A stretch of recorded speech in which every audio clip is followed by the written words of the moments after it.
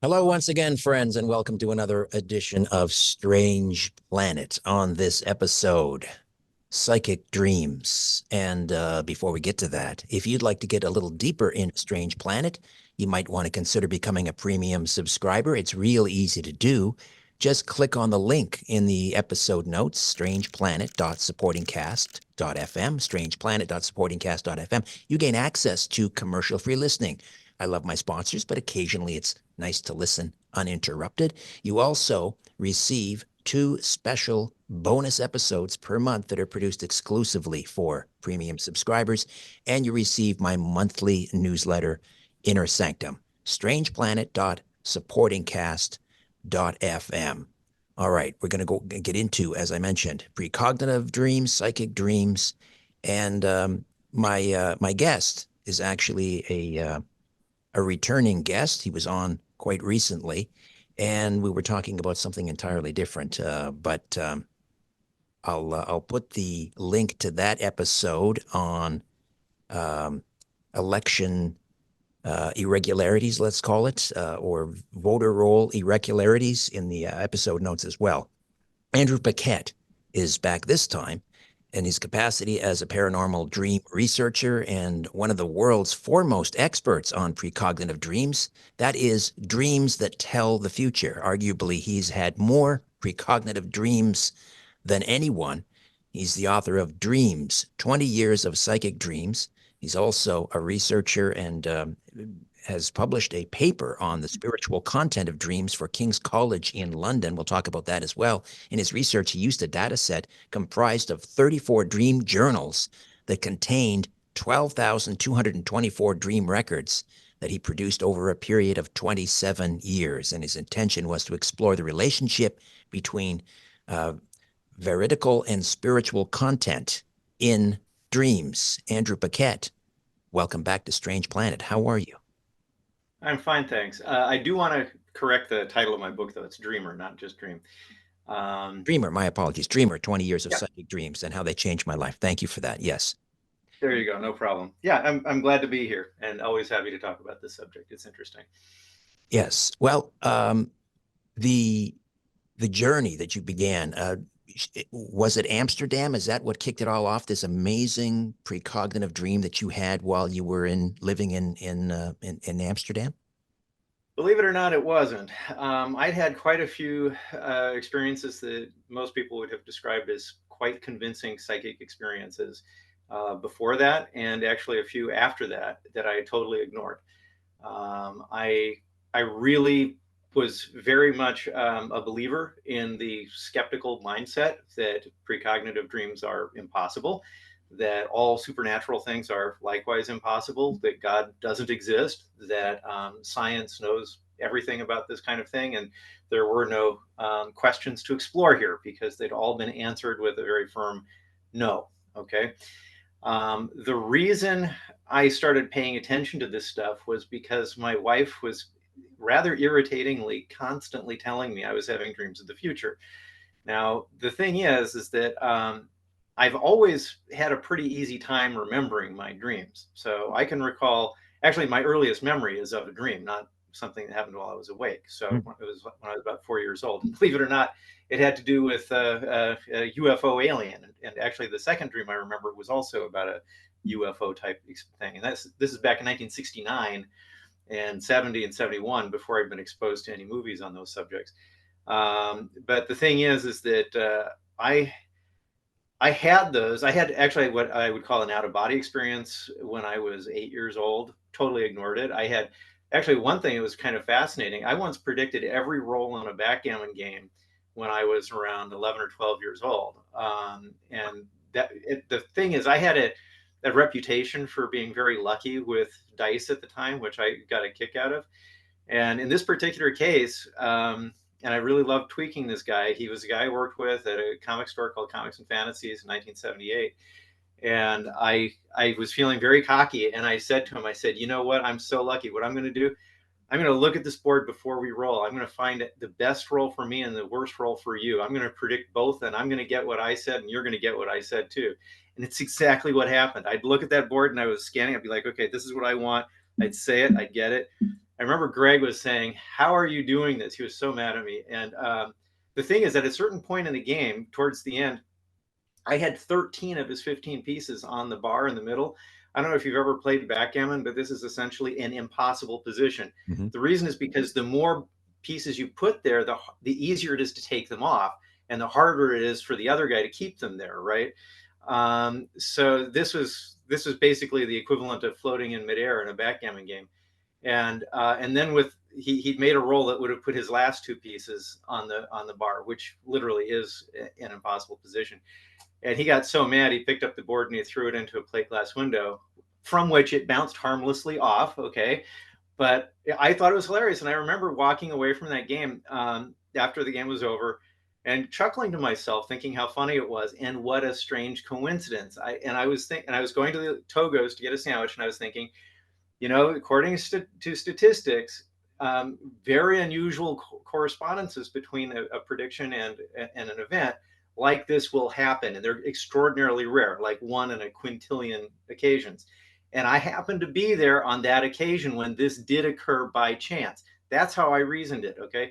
Wow. Now, I think that, and the funny thing is, I believe Greg probably did something similar to that, because he wasn't talking about it all the time as this extraordinarily strange thing, and it's because of events like that that when people tell me, when they read my book or they talk to me about these subjects, and they say to me, well, it's hard to really appreciate this until I've had that experience myself. If I had that experience, I'd believe it. I'm not convinced that's true, because I had those experiences and I didn't believe it at the time. And I had multiple experiences like that. So what my wife did was, she'd be sleeping near me, and I'd wake up in the morning, and she's the closest person I can tell about my dreams. And so she got an earful of whatever I was dreaming that day. And so she used to tell me, a week, a day, 2 weeks later, something like that, that dream you told me about a little while ago, it just happened. And I was saying to her, no, no, no, you're basically a dumb person, is essentially what it amounted to.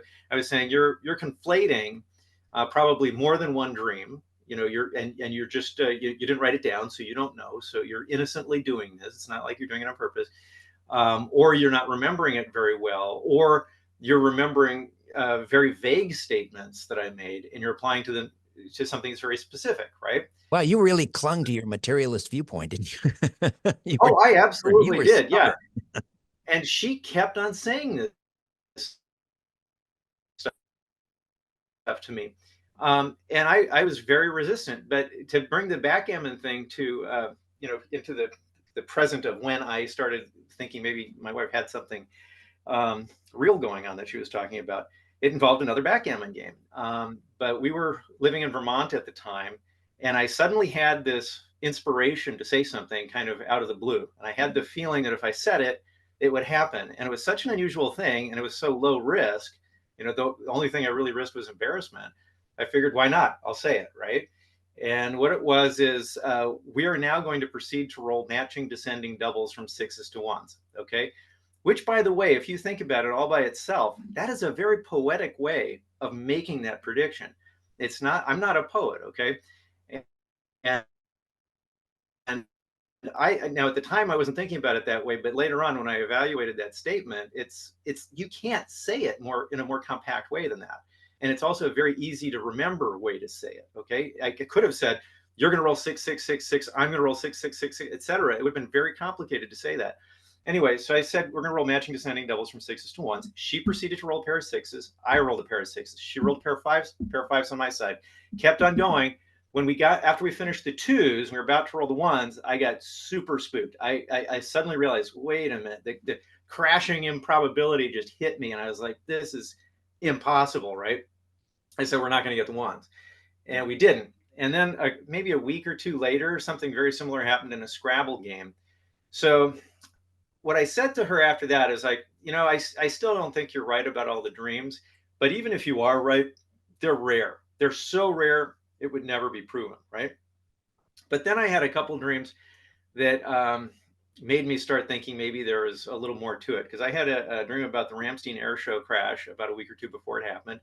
And then I had another one about the losing lottery numbers, but because of the way the dream presented the information, when it actually happened, it was almost as unlikely as winning the lottery. Okay, it wasn't quite, but it was still, instead of being like 1 to 45 million odds against, it was like 1 to 10 million odds against. It Right. was You didn't pick the some, winning. You didn't pick the winning tickets, but you in your dream you had 10 tickets. You had 10 tickets. You went out and you bought five after the dream. Unbeknownst to you, your wife had bought five after you told her about the yep, dream. So you ended up with the 10 tickets, even yeah, though that wasn't your intention. So it was kind of right, confirmation. And you picked it. yeah. Not only The that, numbers but were correct. we had the same numbers picked on all the. I mean, because in the dream there were a couple numbers I was very confident of, and other numbers I was unsure of. And the ones I was confident of, we picked on all of the tickets. So yeah, and I still have 8 of those tickets. I don't know what happened to the other one, but because there's 2 games on each ticket. But anyway, so it happened. And at that point, Kitty was like, "See, you are dreaming of the future." And I was like, "Okay, I don't think this is going to happen again in my life. And if it does, it's going to be one dream buried in hundreds and hundreds of other dreams. But I need to prove you wrong, okay? Because so far, all you've done is you've mentioned a couple of things that are a little striking, I admit. I do remember the Ramstein air show dream pretty well. I mean, that thing stuck with me for 2 weeks. I was walking around feeling, like prickly, um, uh, like the sensation of fire on my skin Right. wherever I went Sorry to because of interrupt, the, but for those people not familiar, this is where these were Italian, I think, fighter yeah, planes, and their wings touched in midair, and then they crashed to the ground. And horrible. I mean, a ball of fire, killing, people on the ground. And yeah. What it was an air show. So they had these reviewing stands that people were watching the air show from. And in my dream, someone had taken me there and said, "I want to show you something," right? And he says, "Now take a look at these planes." And I saw the planes get close to each other. And then I saw the wingtips. They just barely touched. It didn't seem, but the thing is, they're going really fast and there's a lot of force there. And that was enough to cause, I guess, the wing to rupture or break a fuel line or something. And the plane just exploded in this huge fireball. And then I saw it careening into the stands. And it was like a loose chainsaw going into a bunch of people because Mhm. I was seeing limbs amputated, and flying into the air, and it was disgusting. Anyway, but that's what that dream was, and then I saw it on TV like I don't know a week and a half, 2 weeks later, something like that. So I said, you know what, I'm gonna keep a dream journal. I don't really expect I'll ever catch anything like this again because I've had my highly unusual moment for my life. It's not gonna happen again. But the thing is, I was saying she was making a mistake with her memory. I was making the mistake because I was conveniently forgetting about all these other incidents. Okay. Mhm. It was like once it happened and then it didn't happen again for a few weeks or a month. It's like that was yesterday's news. That was the hot chocolate you had, 3 years ago and you forgot about, right? You just knew you had it at one point. You don't know Which is how an many times. interesting phenomenon all on its own. I mean, I know people who have, myself included, who have forgotten what I would describe as supernatural or paranormal occurrences. And then years later, it's like, oh, yeah, that happened to me. I mean, I don't know what that's all about. But anyway, listen, we'll take a quick time out, Andrew. We'll come back. And I wanted to talk about what happened to you in Yeah. Amsterdam.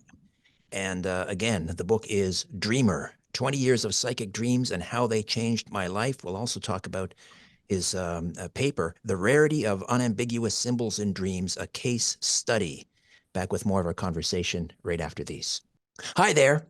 If you want to watch the rest of these episodes, please head over to my Rumble channel, Richard Serrett's Strange Planet.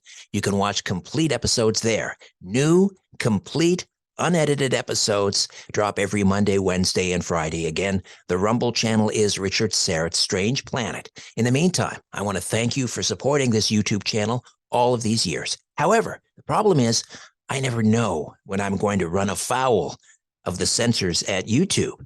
I never know when I'm going to end up in YouTube jail. There doesn't seem to be any rhyme or reason. And in fact, 2 more strikes and this YouTube channel will be taken down altogether. So help me fight big tech censorship, enjoy the complete unedited episodes, and join the rest of the Strange Planet community over on Rumble. Again, Richard Syrett's Strange Planet on rumble.com. See you over there.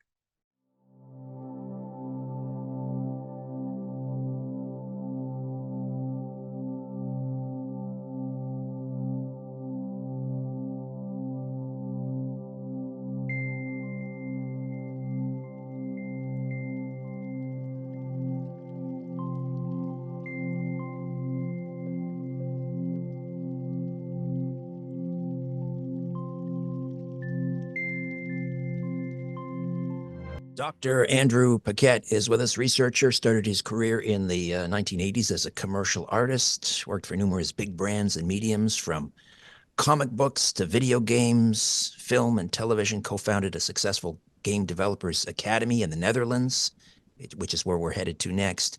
One of his comic books was made into a science fiction TV series for Fox Television, Harsh Realm.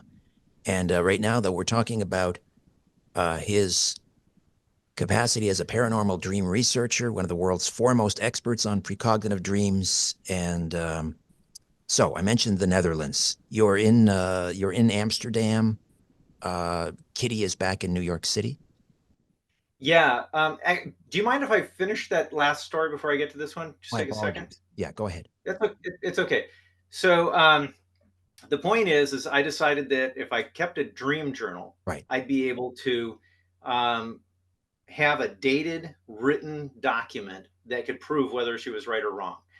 And again, I didn't expect I would find anything really quickly, but the fact is I did. It was something like the third dream was precognitive of something that happened later that day. And it just continued like that. And actually, it turned out the second dream was also precognitive, but it took longer for that one to pan out. So I had 1 month in, I think it was March or May of 1990, where every single night I had a dream of the future. And it was actually 31 records because I had a nap in addition to the nightly dreams. So that's how I finally started looking at this stuff. It wasn't an incident. But let's get to Amsterdam. Right. So Amsterdam was kind of a big deal in the context of me not taking it as proof of precognition. Okay. My wife accepted it immediately as that. So what happened was Kitty and I, we weren't married yet. We had gone to Europe to look at all the art museums there. And when we got to Amsterdam, I liked the place so much that I said, why don't we just get an apartment and stay for the summer? So we did. But she got bored with just drawing and painting and wanted to go back early. So I was like, okay. And I stayed. So there I was alone on 91 Vijzelstraat, Amsterdam. And I was making my paintings and having fun there. And then I had this dream that was still actually one of the scariest dreams I've ever had in my life because of the realism of it. So what it was, I dreamed I was walking down this street, and then all of a sudden this arm came from around my neck from behind me. And these two guys sort of forced me down the street into this alley. And when I got into the alley, I saw that they were criminals and they intended to do me harm. And one of them pulled out a gun, and I was very worried. I sank to my knees in fear. And I'm guessing these guys wanted my money, but I don't remember them asking. And then I'm looking at the gun and I'm thinking, if I'm going to get out of this, I have to make a grab for that gun. And I reached for it. As soon as I touched it, the guy looked down at me with this facial expression, kind of like, you really shouldn't have done that. That was kind of a dumb thing because now I have to kill you. And he fired the gun and it hit me in the throat.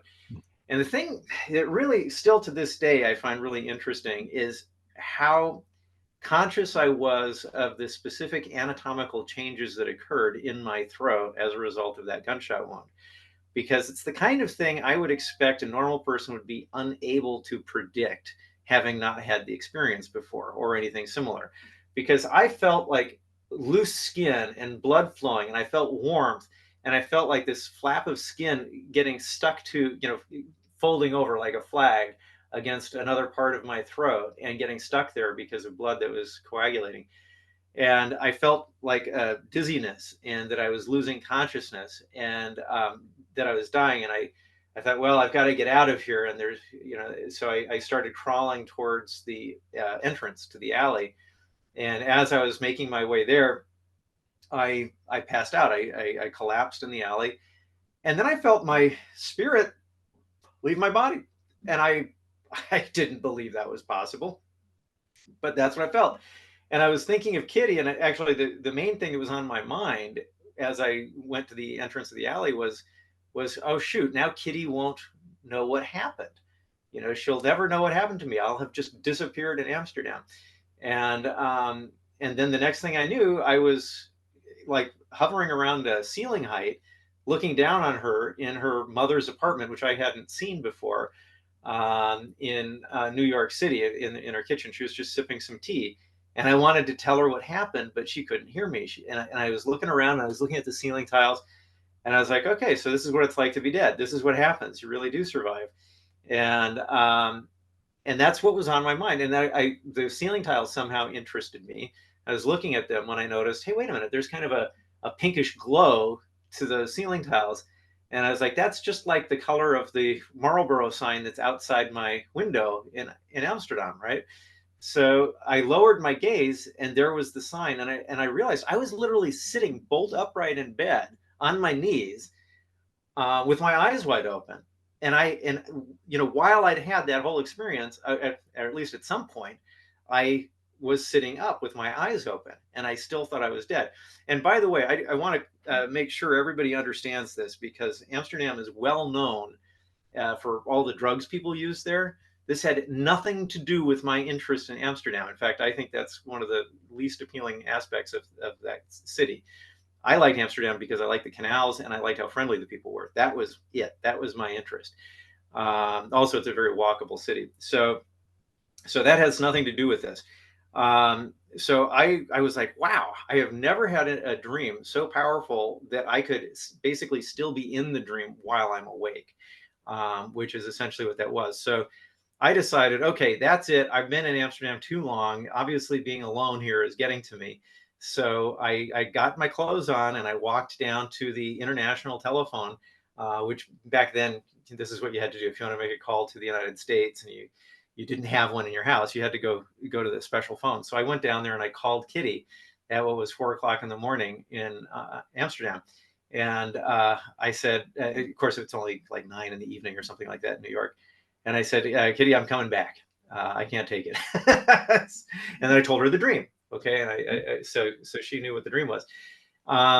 So then I started packing up and, making the arrangements to leave. Right. So about 2 weeks later, I had to get my one-way ticket back to New York, which at that time was an expensive thing. And for somebody who's 19 years old, it's an even more expensive thing. Right. But that was back in the days when air travel wasn't as cheap as it is today. Amazingly enough, the tickets then are more expensive than the ones now, despite inflation. So I had to do that, and I had to empty my bank account. Okay, so I went to the bank, got all my money out, went to the travel agency, got my ticket, and I had never been to that street before for the travel agency. So to get back to my apartment, I had to take this route that took me onto a street that, although I had been on it before, it had been months since I'd been on it. Okay. And while I was walking down that street, I was thinking, holy cow, this kind of looks like that dream of mine. I'm looking around, I'm looking at all the people. It's like I couldn't say for sure, that guy was in my dream or not, but just the arrangement of people and everything just looked very much like it. So I'm already thinking of that dream as I'm loaded with all this money. And then, although frankly, it wasn't a huge amount, but to me it was. And then all of a sudden, an arm comes around my shoulder, Oh boy. right around my neck, pinning me basically. And then another guy comes up to my side. Oh, I forgot to mention about the dream, but it was two guys. So there was one holding me, and then another one to my side. Right. And And and then you've got the wall, the buildings on the other side, so there's no yeah, escape. yeah. So I'm walking on a sidewalk. I've got a wall here, sidewalk, and I got a street. I've got the man here, huge guy. Looked like he was from I want to say Jamaica because I'm from America, but in Holland, the Caribbean nation people were not from Jamaica. They were from another place. I forget the name of it, but anyway, but he was on my right, and the other guy had my arm, and they were asking me about my money, in very very bad English, okay, with a heavy Dutch accent. They were saying, So how much money do you have, and what currency is it in? Is it in dollars? Okay, you look American. Is your money in dollars? And I'm like, these guys want my money. This is so much like the dream. I had already recognized the dream before the arm came around my neck. Hmm. And at this point, it was too uncannily similar for me to feel safe continuing, right? You're not going Except I'm down that thinking, you alley know what? again. You're not going to go down that Well, alley again. yeah, except that's the thing. I was thinking, there's no alley there. I know there's no alley there, right? Um, but then as we're walking, and I'm thinking, I'm safe because there's no alley. This can't be the dream, right? I'll just give him my money. But then I look, and there is an alley, and there's all this scaffolding next to it. And I see what had happened is the last time I'd been there, it had been covered up with scaffolding. So I hadn't seen it. Okay. It was blocked. That whole alleyway was blocked, but now it was open. I was like, okay, this is too close for comfort. I have to get out of this. So what I did was I decided to pretend I was Dutch, because they were really fixated on the idea that I was American and had American currency, right? And so I started talking to them in Dutch, which really confused them. And I started jabbering at them in, like, with all the Dutch words I knew, because to me, I was looking at them, I was like, not only is their English bad, probably they're not Dutch either. They just didn't look Dutch. They looked like they would come from somewhere else. So I did that, and the guy loosened his grip on my neck just enough that I could slip out and run across the street. And as soon as I did it, they dashed off in the other direction. You know, well, actually, not quite as soon. At first, they're like, "Hey, mom, come back!" But then, after I'd gotten like 10 feet, they were dashing the other way. So I got out of that. I didn't get shot in the alley or anything. So the parts of the dream that actually occurred were all of the parts up until the point where I decided to make a change. Okay. So it's not like it was half and half all the way up until I made a change. It was 100% until I made the change, and Right. then nothing. So then I when I got back to New York, because I was actually in New York the next day, because that was obviously when I got my money and the tickets. That was my last day in Amsterdam. So I told Kitty what had happened, and she says, "Oh, that's just like the dream you told me about. That must have come true." And I was like, "Nope, you don't know what you're talking about." But later on, I changed my tune, but that was because of my dream journal. Right. Just a quick aside. What's the methodology with your dream journal? How do you record your dreams? Well, I can actually show you. Just give me a sec. Okay. I'm just going to step away from the camera, um, and I'll pull one of them out. I've got a bookshelf full of these. Okay, so here's one of them. And just, oh, look at that. Here's a 9/11 dream. Oh, Okay, this wow. is from 1990. Wow. So you see that? This is all handwritten in the middle of the night. You see the drawings here on the corner? Do you see that? Yes. Of the towers broken in half? You see that? Oh my gosh. Wow. Okay. So what I did was I I would wake up in the middle of the night, usually quite a few times, and I would write it out in longhand, make illustrations if necessary, go back to sleep, and then generally I would wake up several more times, and I just keep on doing it like that. Now, I've made some changes to the way I did it over time, because I figured out how to do it better, right?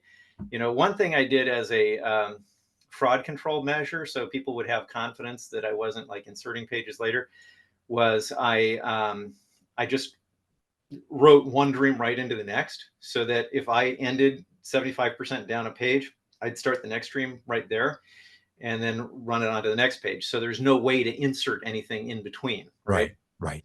But the thing is, after I'd been doing that for about a year, and I'd been able to validate a lot of dreams, I discovered it is a huge pain in the neck trying to find anything when they're written that way, because there's no clear break. So it's like a nightmare trying to find the dates. So after I figured I've proven enough of these are vertical, I don't need to keep doing that. So I stopped doing that. Another thing is I had a tendency to try and identify things instead of describing them. Okay. So the example I like to use is of a nuclear missile versus a large pipe. Okay. So if you take a nuclear missile, let's just say this Wacom stylus is a missile, right? And you turn it on its side horizontally like this, right? And then you put it behind something that's got a door, and you Mhm. look through the door. What are you going to see? You're going to see something that looks like a pipe. Okay. It's perfectly horizontal. So if I'm in a dream and I see something like that, I could describe it as a pipe, but I might be talking about a nuclear missile. Right. Okay. Which is So, kind of one of the common problems I think with remote viewing is people need to learn, don't try and guess what the object is. Just describe, the texture, the color, the length, the dimensions, rather than just say, "Oh, that's a golf ball," or "That's a missile." yeah, one example that really got me messed up with some people, although I thought it was a very good description. This is going the other way, where I'm trying to do exactly what you just said. Mhm. But I had a dream about my friend Richard when he was in Japan, and he had a Japanese woman, a young Japanese woman, helped him take something out of his car. And I couldn't identify what it was, but I was able to describe it. I said it was about the width of the car, it was about a foot deep, and it was about, this high and this deep. And it was black and white, and it reminded me somehow of the New York City skyline. Okay. And it was my calling it similar to the New York City skyline that threw my friend off. And so he said, no, nothing like that happened. And it was only a couple months later that he wrote me back and he said, you know what? Actually, something like that did happen. And it wasn't because he figured out what I meant by that. It was because as part of that dream, I had included a floor plan of the area I saw. And he said the floor plan's accurate. It's not for the right floor, but it's the floor I was on. And but when he told me what it was, I was like, of course, it was a keyboard, right? The thing is, I've always thought of the keyboard with the white and black as very similar to these type of silhouette drawings you see of New York City all the time because of the skyline. You have all the thin, tall verticals that are black with white surrounding them. So that's why it looked that way to me. Interesting. Um, yeah, so describing these things is important. And I figured that out because of one night where I had a dream of two different news stories. They're literally totally different from each other. And I got them mixed up and I tried to interpret them. One happened to do with the opening of the first McDonald's in Moscow, where they had a crowd of 35,000 people waiting to get in. And then the other was a story about I think it was Manuel Noriega getting deposed or something like that. But I got the two mixed up, and I thought that I was dreaming about a food shortage in Moscow that caused all these 35,000 people to be demanding to get into this McDonald's to get food, right?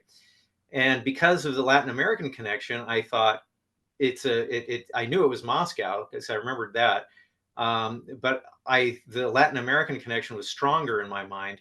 So I wrote that it was in a Latin American country, which is wrong. So when the news stories came up on the news that night, back to back, one right after the other, I was like, shoot, if I had written it exactly the way I'd remembered it, I would have been right.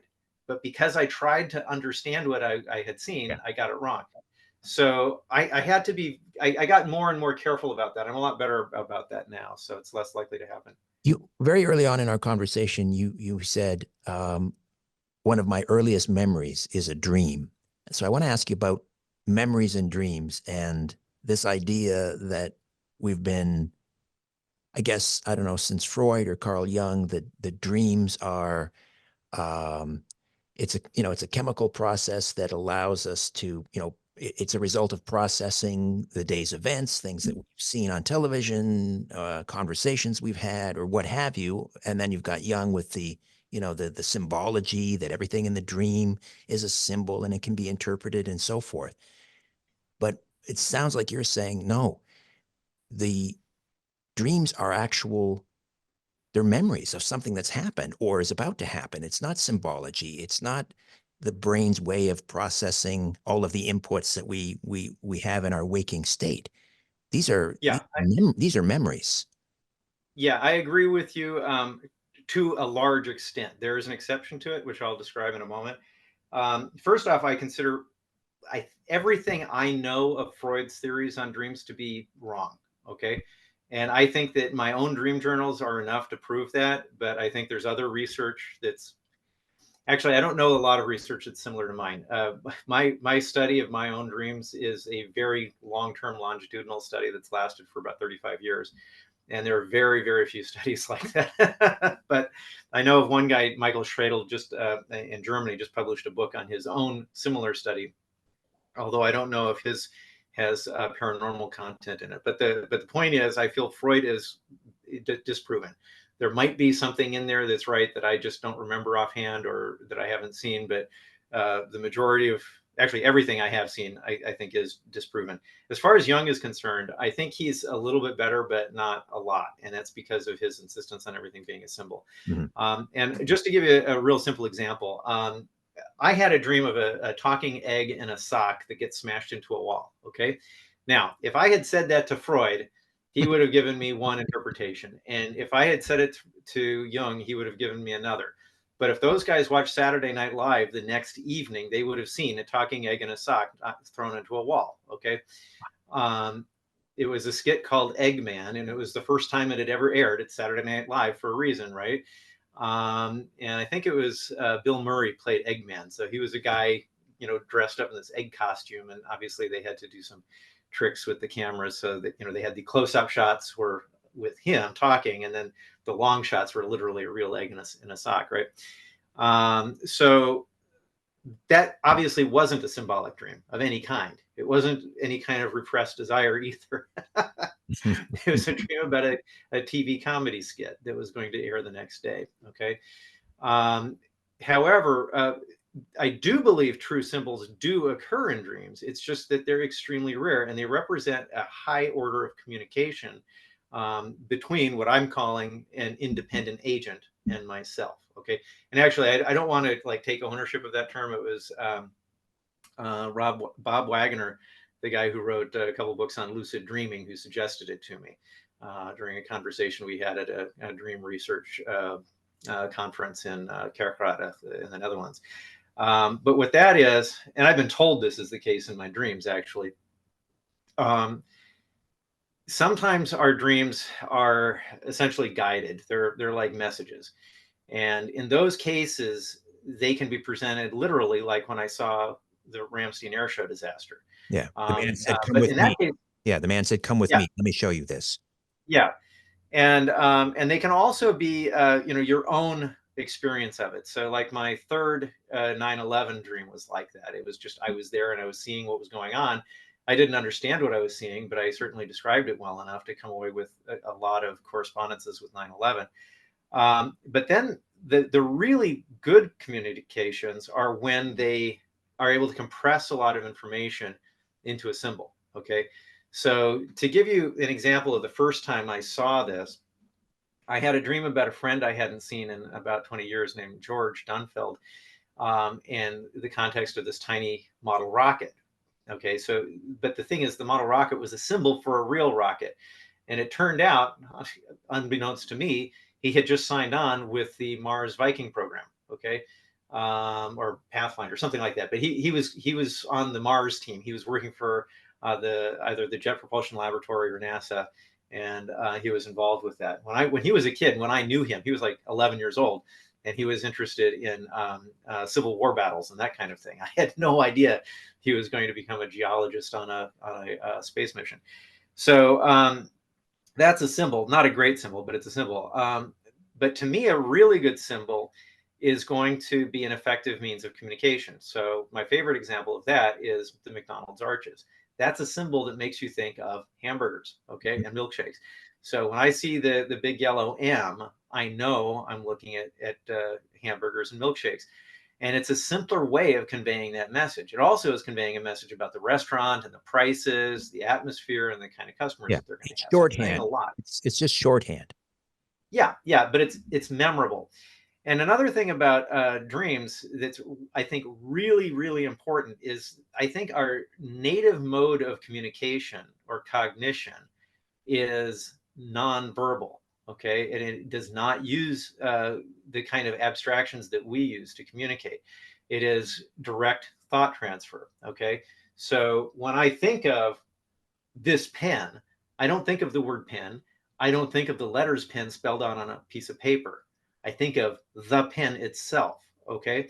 So when you're in a dream and let's just assume for the sake of argument, and I believe this, that there are other spirits and they want to communicate with you. Are they going to find it easy to communicate in words that are mere abstractions of phonetic sounds that literally have no meaning in the context of direct telepathic communication. They're not. They communicate by thinking of the thing itself. Okay.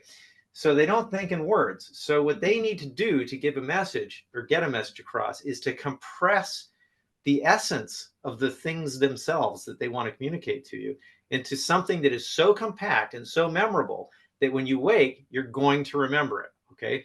Now, you might not understand it perfectly well as soon as you wake up because you're going to have to think about it a while because there's going to be a bunch of stuff that's compressed there.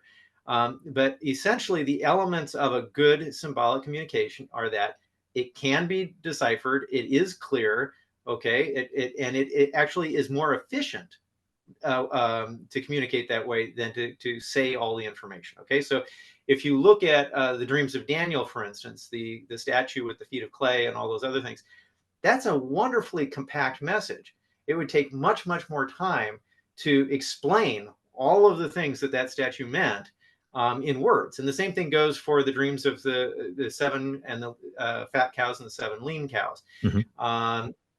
So I've got dreams like that in my dream journal, actually very much like that, where you've got a high level of communication. That is to say, the quantity of information and the meaningfulness of the information is wonderfully composed, almost like a visual poem, really. But those are extremely rare. They're not common. I think I might have 100 out of over 13,000 dreams that are like that. Andrew, we'll take another time out back with more of our conversation right after these. Hi there. If you want to watch the rest of these episodes, please head over to my Rumble channel, Richard Syrett's Strange Planet. You can watch complete episodes there. New, complete, unedited episodes drop every Monday, Wednesday, and Friday. Again, the Rumble channel is Richard Syrett's Strange Planet. In the meantime, I want to thank you for supporting this YouTube channel all of these years. However, the problem is I never know when I'm going to run afoul of the censors at YouTube. I never know when I'm going to end up in YouTube jail. There doesn't seem to be any rhyme or reason. And in fact, 2 more strikes and this YouTube channel will be taken down altogether. So help me fight big tech censorship, enjoy the complete unedited episodes, and join the rest of the Strange Planet community over on Rumble. Again, Richard Syrett's Strange Planet on rumble.com. See you over there.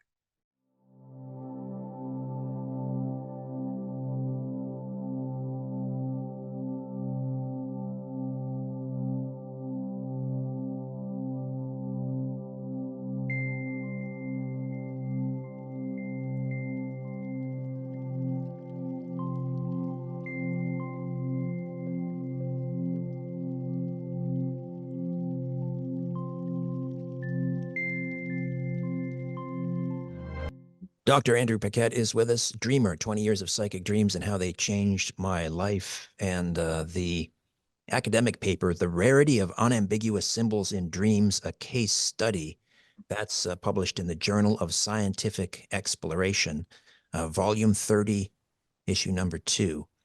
Getting back to, well, let me,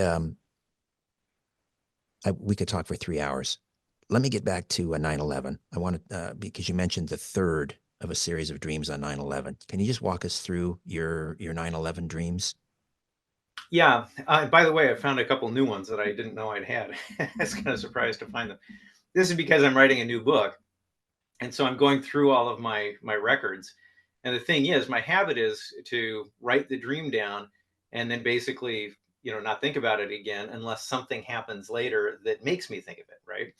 And then generally what I'll do is I'll be like, oh, okay, that reminds me of such and such a dream.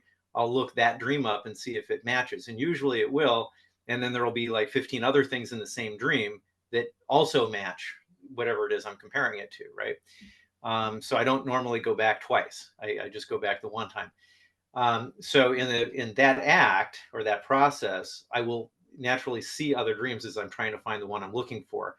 But after I made my effort to validate dreams, my like really, really serious effort to do this on a daily basis in the first year or two, I figured, you know what, I've proven this stuff to my satisfaction. I don't need to keep doing this.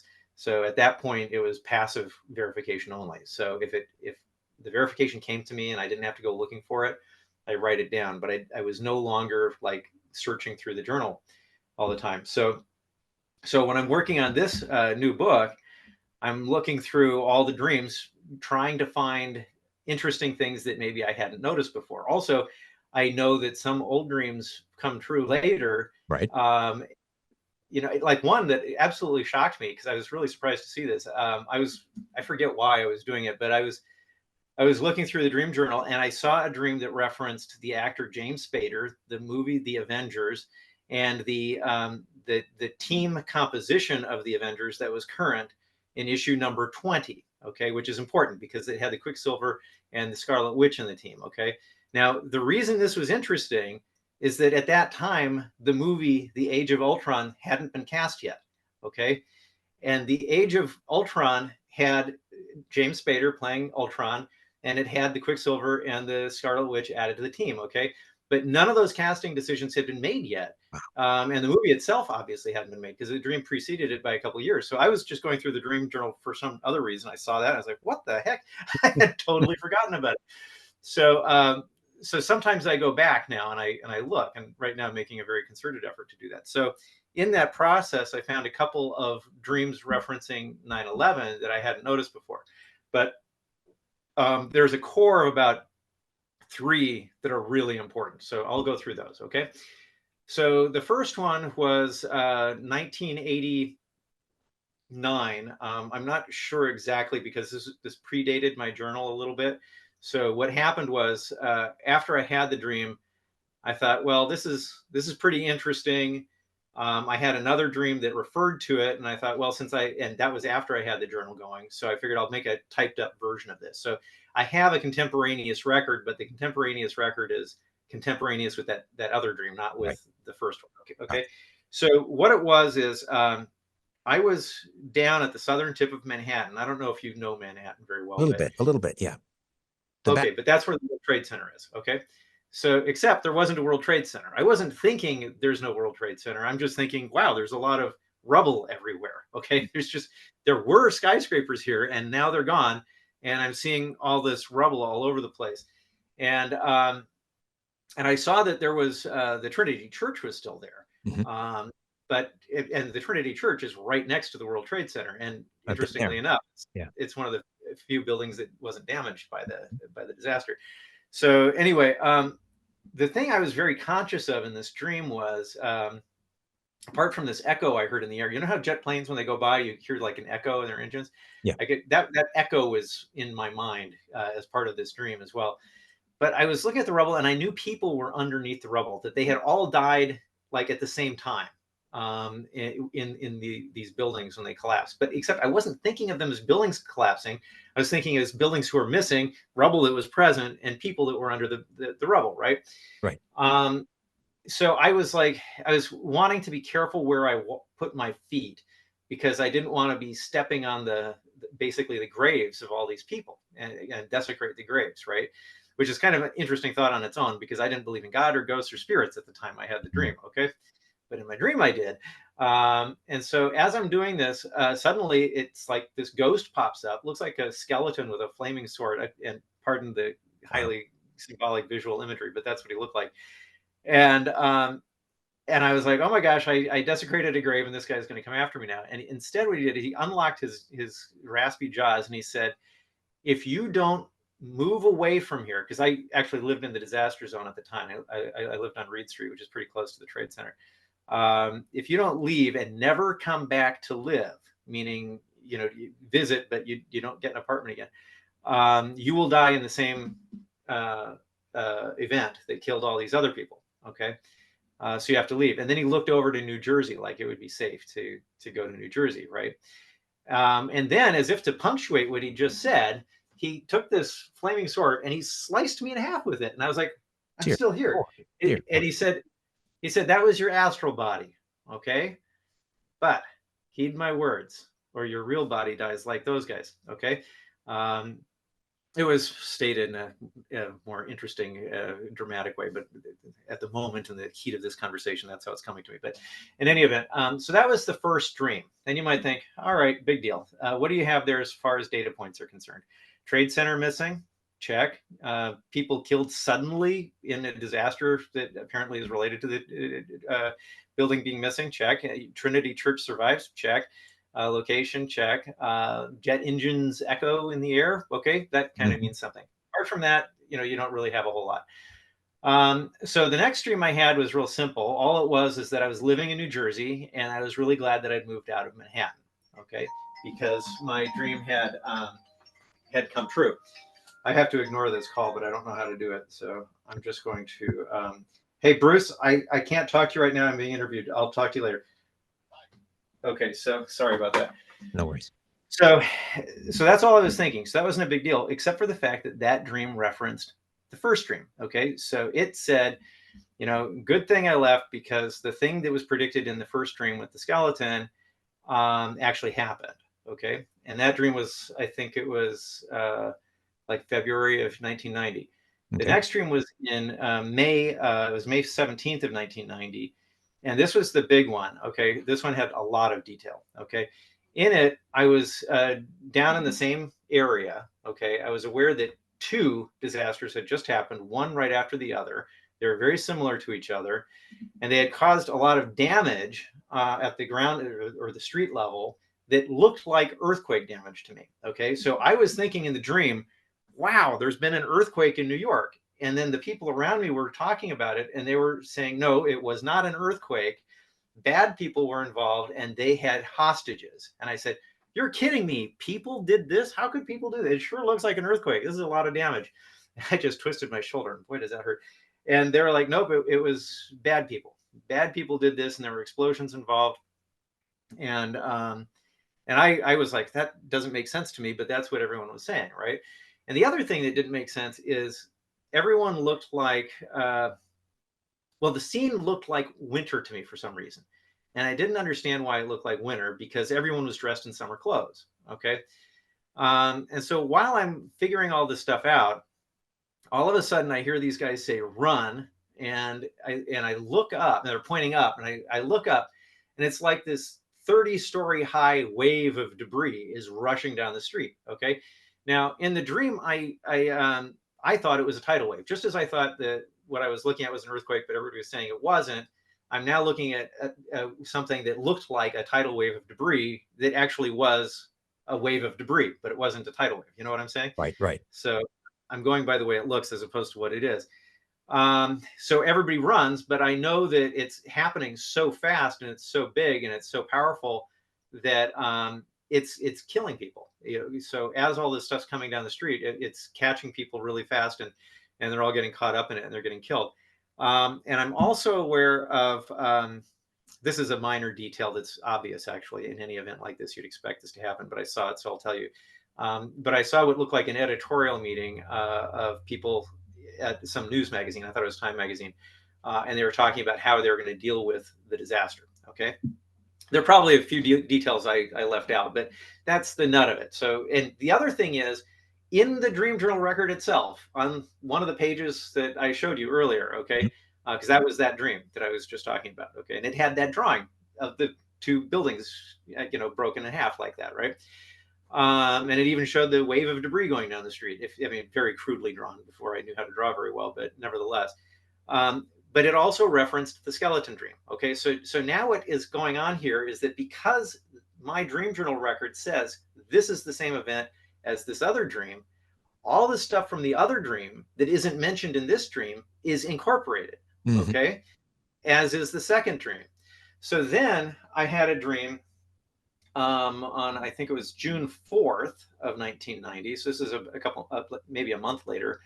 And in the dream, the amazing Kreskin, with whom I was corresponding at the time, was asking me about this dream, and I had actually sent him a copy of it. I thought that dream was so interesting that I made a copy of it in my home copier, and I sent it to him. Which he says he's now lost, which is really annoying, but nevertheless, I did send it to him. So in the dream, he said, that dream is really important. Okay. So in my June dream, he said the May dream is very important.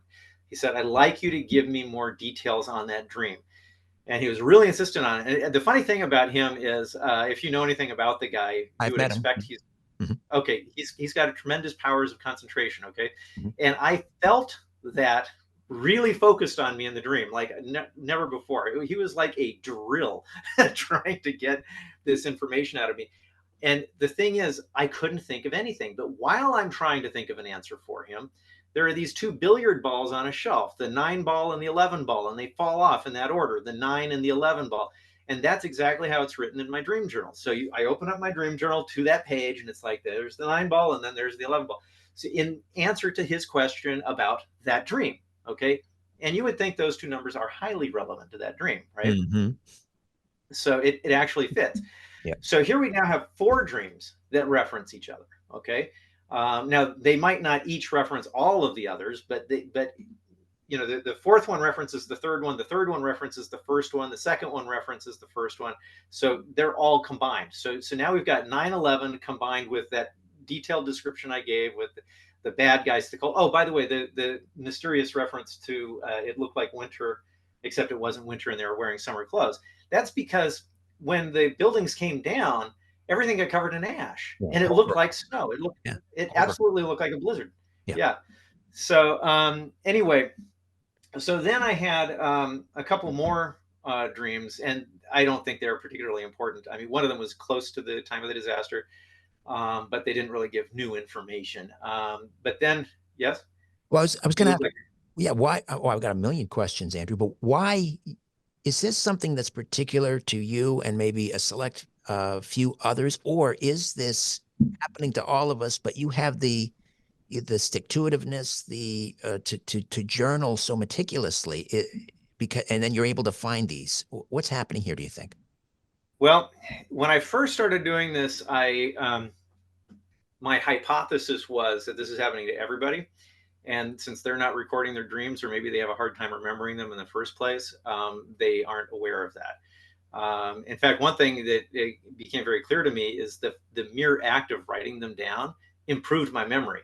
So, whereas before I would remember my dreams when I woke up, and if I bothered to tell them to somebody, it would be easier to remember them later. If I didn't tell them to somebody, they'd vanish really fast. Yeah. Okay.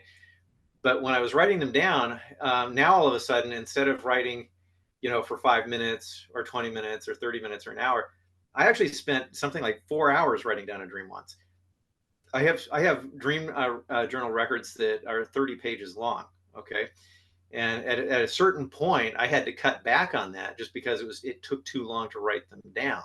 And I would say my dream recall back then was better than it is today because I have to actually pay attention to my day-to-day activities, Mm. and writing these dreams down interferes with that. So now I pretty much only write them down if they're particularly interesting. But okay, so that was my original hypothesis. However, since then I learned how to do research and how to find research papers and read those and understand those. And I am now, I don't believe that anymore. I don't think that everybody is having this. Okay. I think that they are unusual legitimately.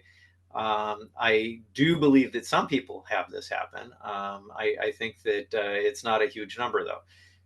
In fact, in one dream I had, there was this, is kind of it was a lucid dream slash out of body experience slash precognitive dream, where this woman was telling me, I have this very important message for you. And it was one of these symbolic ones that has to do with Prince William becoming King William and enjoying a political career, much like Winston Churchill's, which I don't know if that's going to be fun for him, but he apparently is going to distinguish himself in a similar manner. Okay. At least according to that dream. Right.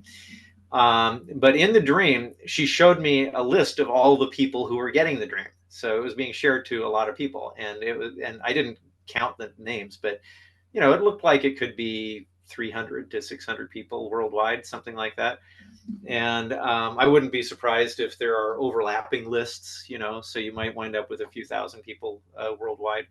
And that seems reasonable to me based on what I see in the literature. Yeah, go ahead.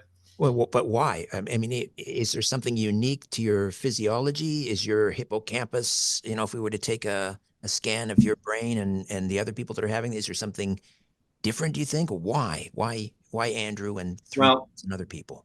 I don't think it is anything physical. And if it is something physical, I would think it's only because there's something spiritual that caused that physical thing to be there.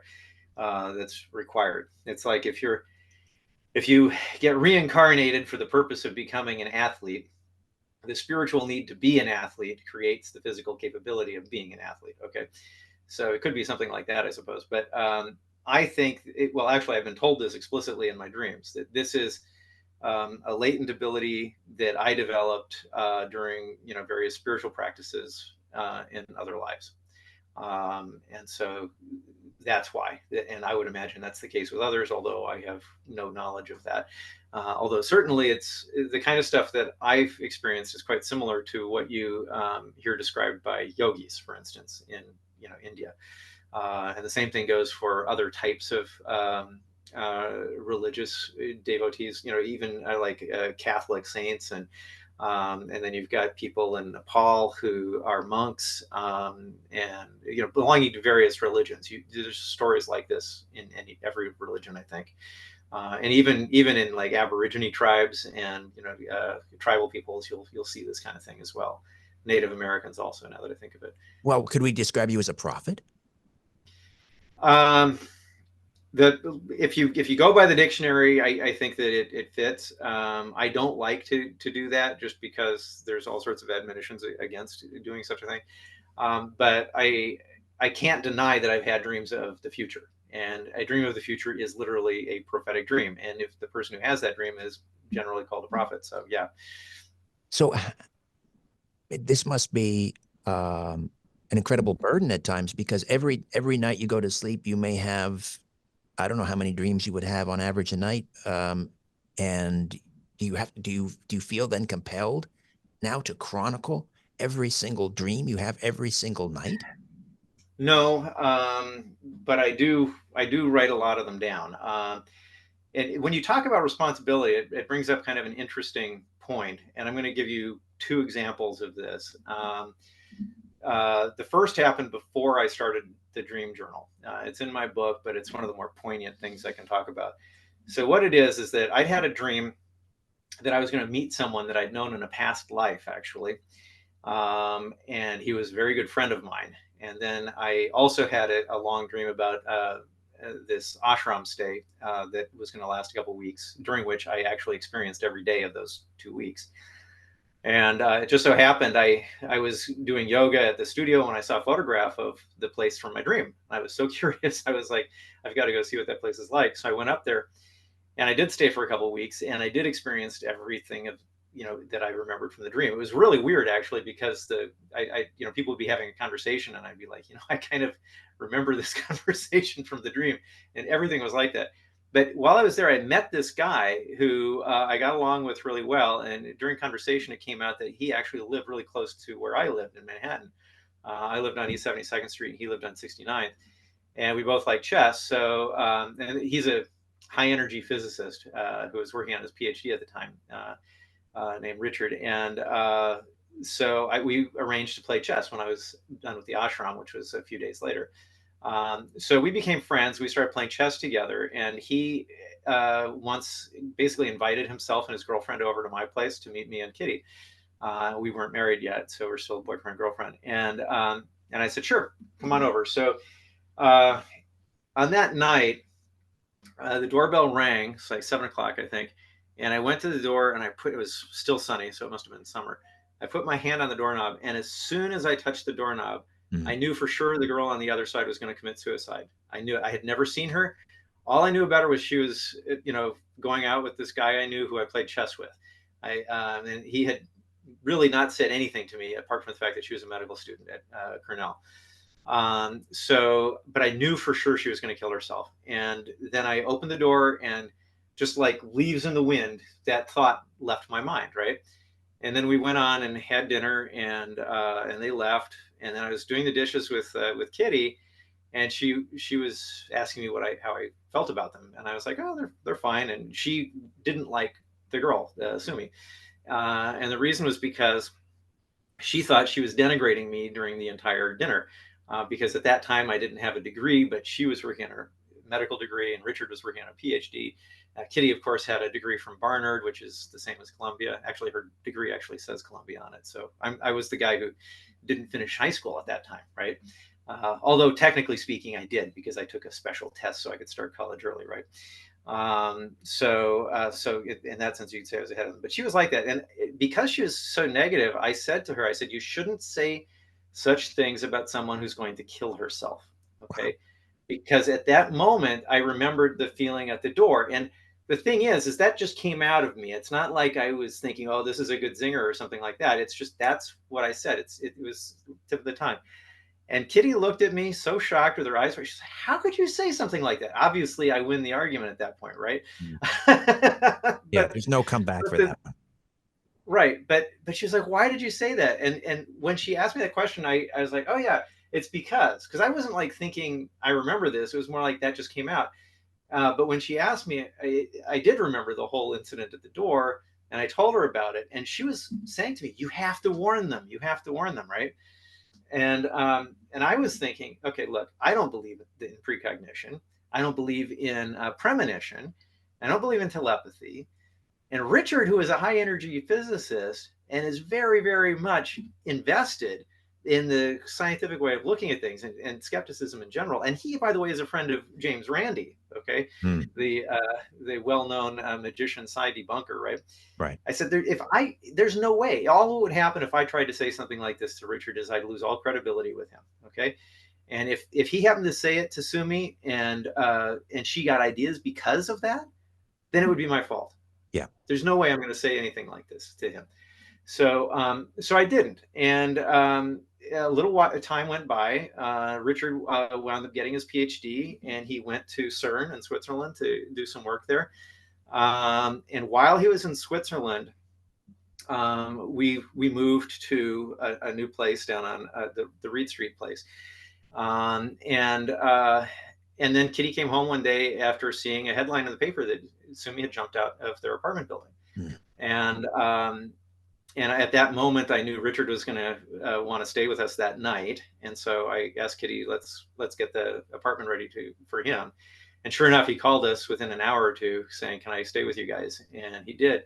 So the thing is, the next morning, I was talking to him, and he asked me, he said, "So did you have a dream about this happening?" Because by then I started my journal, and he knew a little bit about dreams. And I said, "Not a dream, but I had a premonition." And I felt terrible, but I was like, I felt like if I'd said anything to you, it wouldn't have gone anywhere because you wouldn't have believed me. And if you'd mentioned it to her and it gave her an idea, then all of a sudden you're going to be looking at me as the source of the idea. So I didn't see that benefiting anyone. Okay, so that kind of left a bad taste. Okay, I guess. Yeah. um, so a little later, quite a while later, actually, we were living in Arizona, and I had a dream where this woman came to me. And by the way, one thing about these dreams is a lot of times I have a hard time identifying a ghost in a dream, and then when I wake up, I realize it's a ghost. Okay, and the person in the dream is talking about themselves, and I don't realize it until I wake up. Okay, Mm. and this is one of those dreams.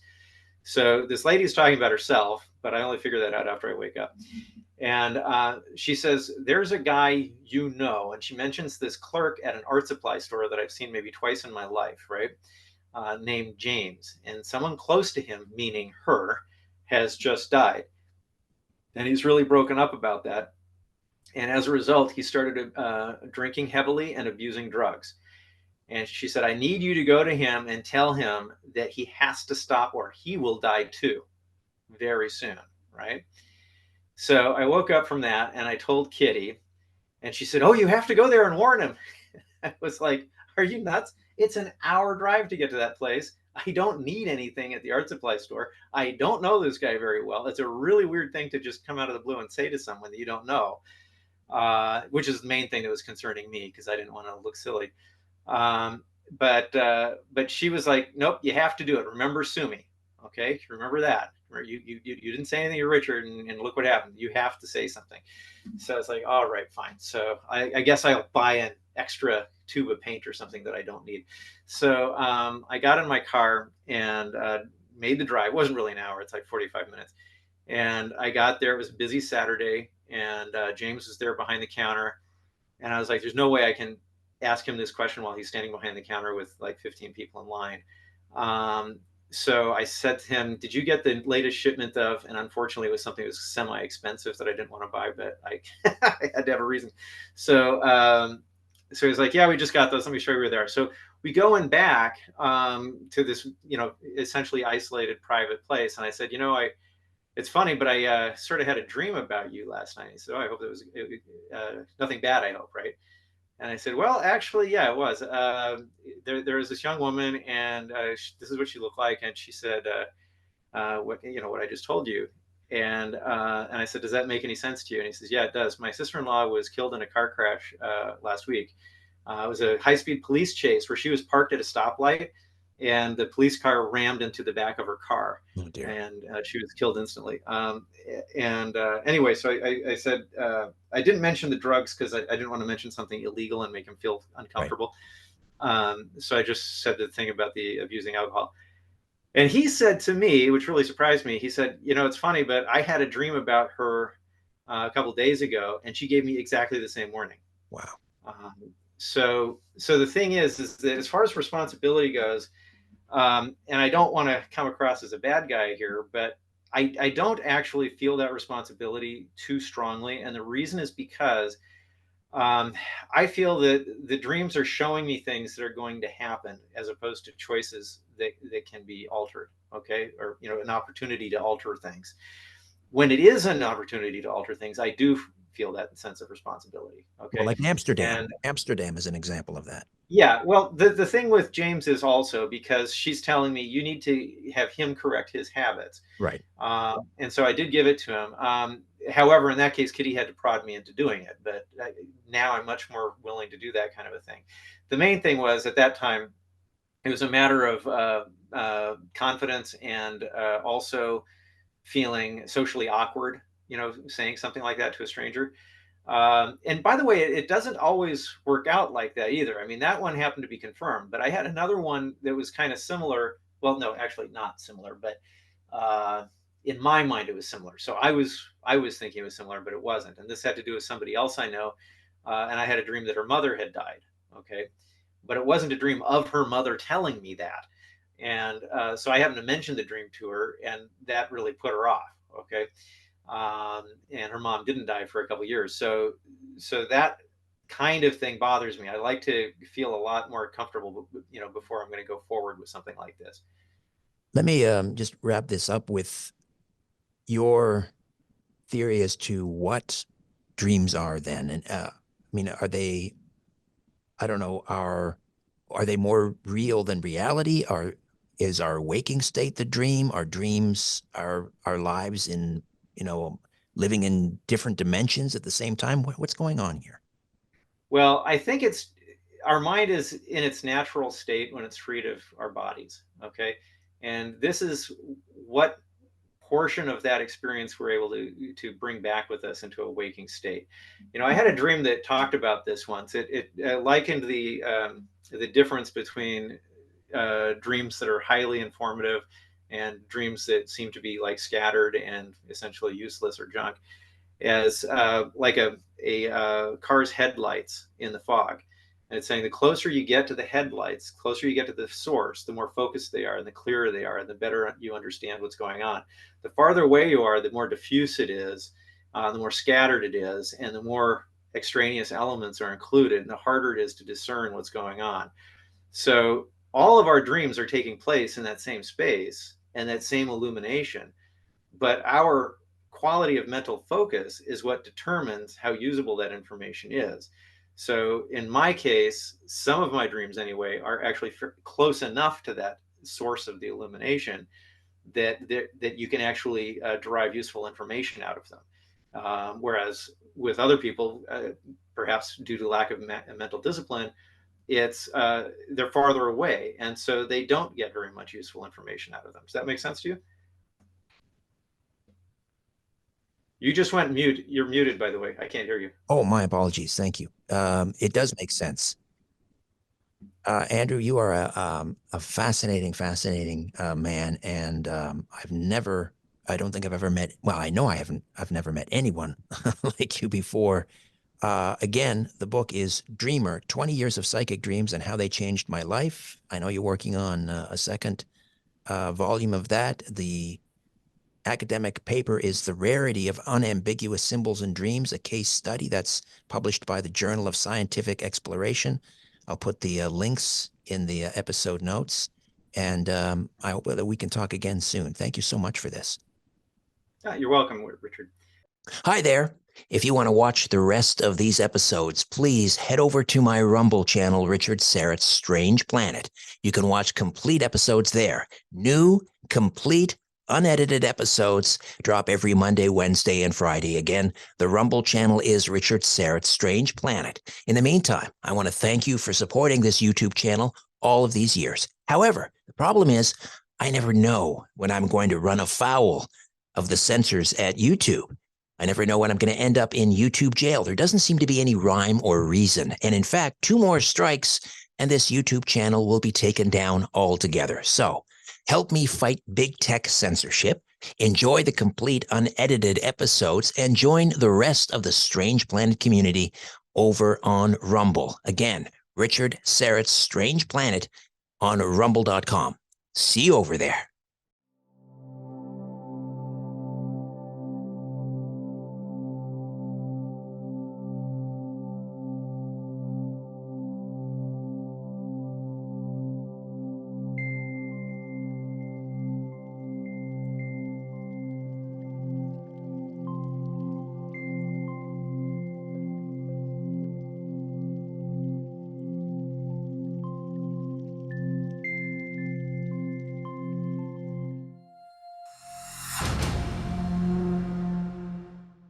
Hello, friends. Welcome once again to another episode of Strange Planet. On this installment, nearing midnight, the Doomsday Clock. But before we get to that, let me just remind you that if you'd like to get a little deeper into Strange Planet, you might want to consider becoming a premium subscriber. It's real easy to do.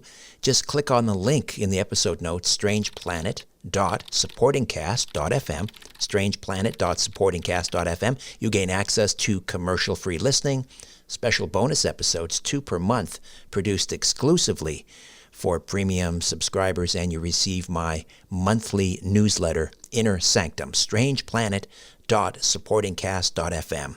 Some of the world's top scientists have, since 1947, been setting the imaginary doomsday clock to keep up with how near we might be to atomic destruction. They believe that when the hour and minute hand reach midnight, humankind will have completely been destroyed through atomic warfare.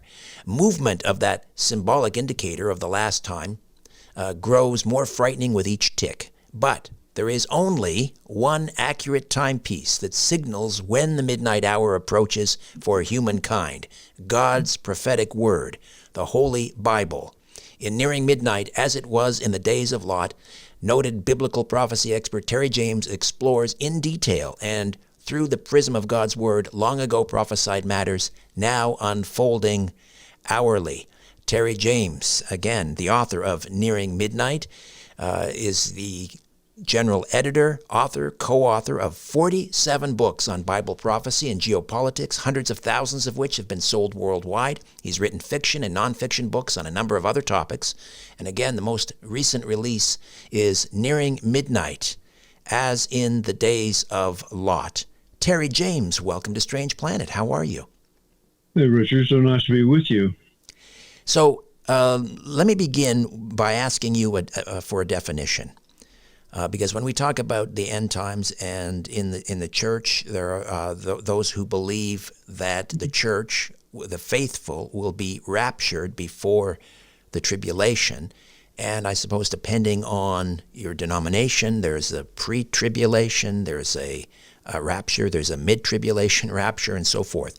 So first of all, what is your perspective? Let me get a definition of rapture, pre-trib rapture, and the other types of raptures, first of all. The rapture is what the Apostle Paul told us in 1 Thessalonians chapter 4 and in 1 Corinthians chapter 15. It's a time when Christ will step out on the clouds of glory and call all believers, both living and dead, who have died during the church age, to himself. And it's the harpazo in Greek. It's snatching up. It's a time when all believers will go to Christ and be with Him forever in heaven. All right. And the pre-trib rapture means that this happens. This spectacular event happens prior to the tribulation era, and that's Daniel's 70th week, the time when God's wrath and judgment will come upon all unbelievers, upon the rebels of earth, upon earth dwellers, as King James puts it. And so Christ has promised in Revelation chapter 3, verse 10, to keep us out of the very hour of that testing or that great time of tribulation. So we believe the pre-trib rapture means the rapture will occur. Christ will call the church home before this 7 years tribulation begins. Right. So, and you subscribe to pre-tribulation rapture. Pre-tribulation, that wholeheartedly is. Okay. So, we look around the world and what's happening, and some say, the devil is working overtime. It almost feels like we're, beginning the tribulation. So some people are kind of panicking and saying, why aren't we being raptured? Why, the pre-trib rapture should be happening now. How do you answer that? Well, I get a lot of emails. As a matter of fact, I've written an article just this week for a posting in a week or two about how people are really beginning to be concerned. This happened back in, I think it was 2019, I started getting these notes. So I actually just revamped an article and kind of added to it. And I said the same thing then that I say now. Christ has not changed his mind. God has not changed his mind. There's a set time and place. Only the Father knows when that is. Jesus said only the Father knows when that moment is, but there's a time coming. And if you're a believer, you can count on it. If you accepted Christ as your Savior and confess with your mouth that He is Lord and God has raised Him from the dead, then you will be saved. Paul said in Romans. So my counsel is that you just continue to look up. Jesus said when you see all these things begin to happen. Now we have definitely seen some things begin to happen. The things He was talking about. Jesus was talking about the things he was talking about when his disciples asked him, what will the sign of your coming be? And Jesus listed a bunch of things. And one of the things that's key right now is that the nations, there'd be great ethnic upheaval. There would be signs in the heavens and the stars. We've seen the eclipse and other things that people have been excited about. And the main thing is that the Jews are again in the center of controversy. Zechariah chapter 12 said that the whole, they would become a burdensome stone and a cup of trembling to the whole world. And Jerusalem and Israel would. Jesus said in Luke 21:28, when you see all these things that He was talking about, all these great signs, when you see these things begin to come to pass, well, we've more than seen them begin for many months now, many years now, actually. When you see all of these things begin to come to pass, and look up and lift your head for your redemption. Who is Jesus Christ? Our redemption. He is coming for us. He's even on the way at that moment. That's the reason we can know how close it is, and I can give comfort to believers that by considering all the signals we have now for the setting up, stage setting for the tribulation era, that great 7 years period of Daniel 70th week, where God's judgment and wrath falls, because we see all of those things developing for that period of time, well, we can see that Jesus' words here mean so much more, because when you see all these things begin to come to pass, look up and lift up your head, for redemption draws near. And Jesus is on His way. I know you've also written a blog post about the difficulty or the problems trying to time it, and there are people who claim that they've broken the code of the biblical clock, and they can tell us when the tribulation is going to start and so forth, and the countdown clock. What is we've had so many predictions about the end times have started, the clock is ticking. What is the problem with that? Well, it's been counterproductive because it has disappointed so many people. That's what you get when you depend on men to do the prognosticating, as opposed to God's word, God's holy word, as you said in the beginning. God's word is the only real, I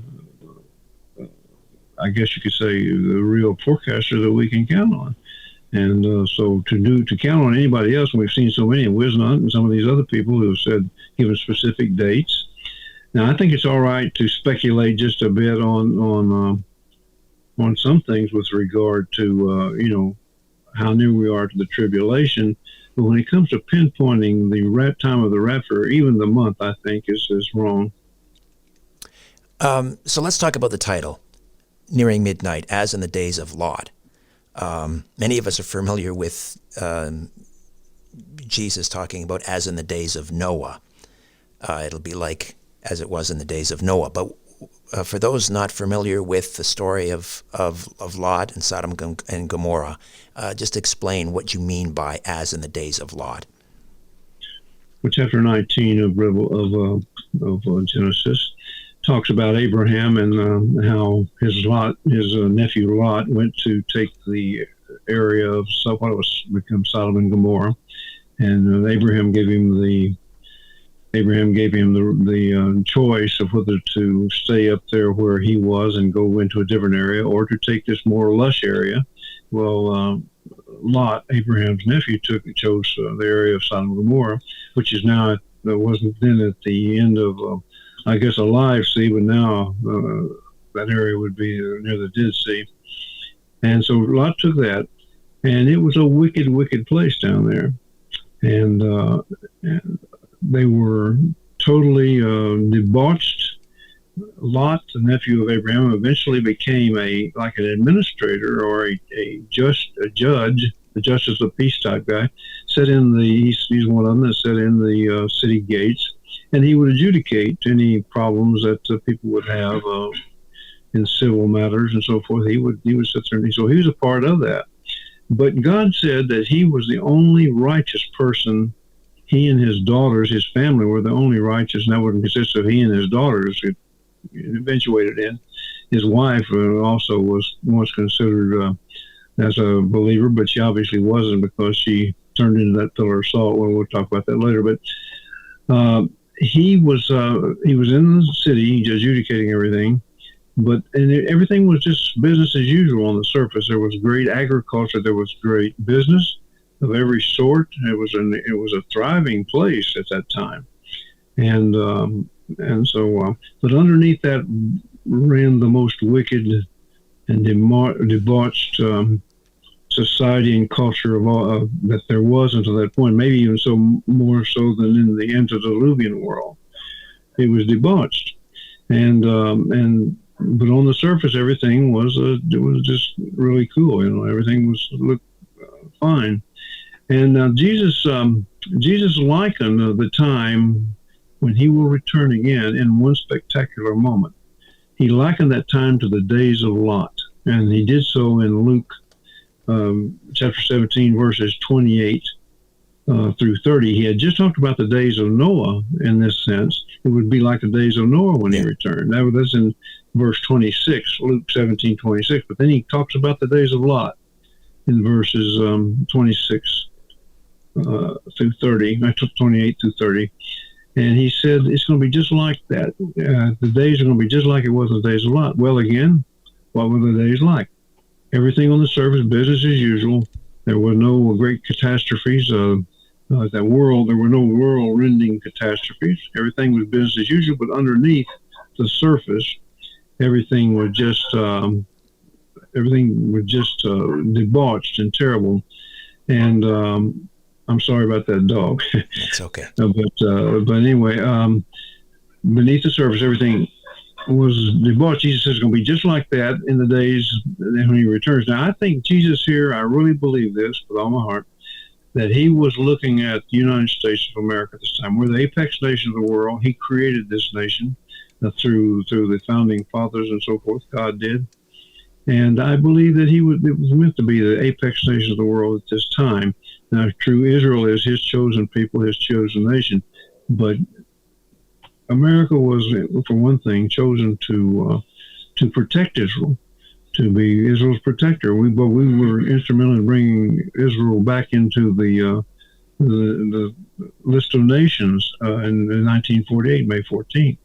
So I believe Jesus was talking at this very moment about this very country, in a sense, because everywhere else in the world are having many, many troubles, and we have our troubles here too. But it's still business as usual. We're the economic powerhouse of the world, and everything here is good. Everybody wants to come here. That's part of the problem, and it's because this is a great place. But we're probably also beneath the surface, like in Lost Day. We're probably the most debauched civilization and culture that's ever existed. This primarily because we have internet, pornography, and all these things that can even bring the very youngest of children into this wickedness. And Jesus is going to be like that when he returns. So we have a situation set up here, right here in this world right now, that is ripe for the rapture. In other words, Jesus said the moment that Lot went out of Sodom, the angels came down, God sent Christ in pre-incarnate form, sent the angels down to look at things going on in Sodom and Gomorrah, Sodom in particular. And the angels went into Sodom, and the homosexuals wanted to know them sexually. And Sodom invited them into his house. And the angels saw the wickedness, and they blinded all of the homosexuals trying to get in. And they took Lot and his family, his two daughters and his wife, by the hand, and they left. And they left Sodom. And it's going to be just like Jesus said when he next intervenes. It's going to be just like that. When the church, that is all believers, the trust in Christ, trust in God, when they are taken out of the city, taken out of America, taken out of the world, all believers, every nation on earth who believe in Christ, is in church age. It's the time that Christ formed the church at Pentecost. It's going to be just like that, Jesus said. And then that very day, he said very day, judgment is going to fall. That very day that the Son of Man is revealed, when those people go out, it's going to be just like that.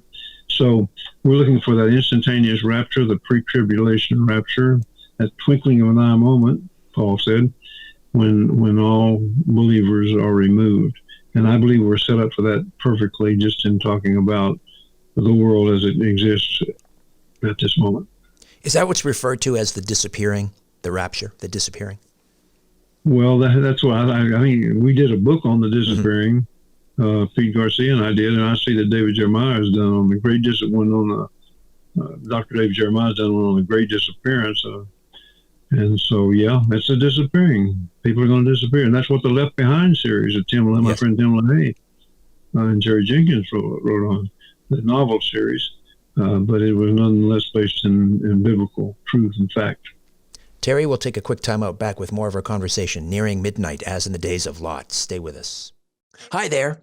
If you want to watch the rest of these episodes, please head over to my Rumble channel, Richard Syrett's Strange Planet. You can watch complete episodes there. New, complete, unedited episodes drop every Monday, Wednesday, and Friday. Again, the Rumble channel is Richard Syrett's Strange Planet. In the meantime, I want to thank you for supporting this YouTube channel all of these years. However, the problem is I never know when I'm going to run afoul of the censors at YouTube. I never know when I'm going to end up in YouTube jail. There doesn't seem to be any rhyme or reason. And in fact, 2 more strikes and this YouTube channel will be taken down altogether. So help me fight big tech censorship, enjoy the complete unedited episodes, and join the rest of the Strange Planet community over on Rumble. Again, Richard Syrett's Strange Planet on rumble.com. See you over there.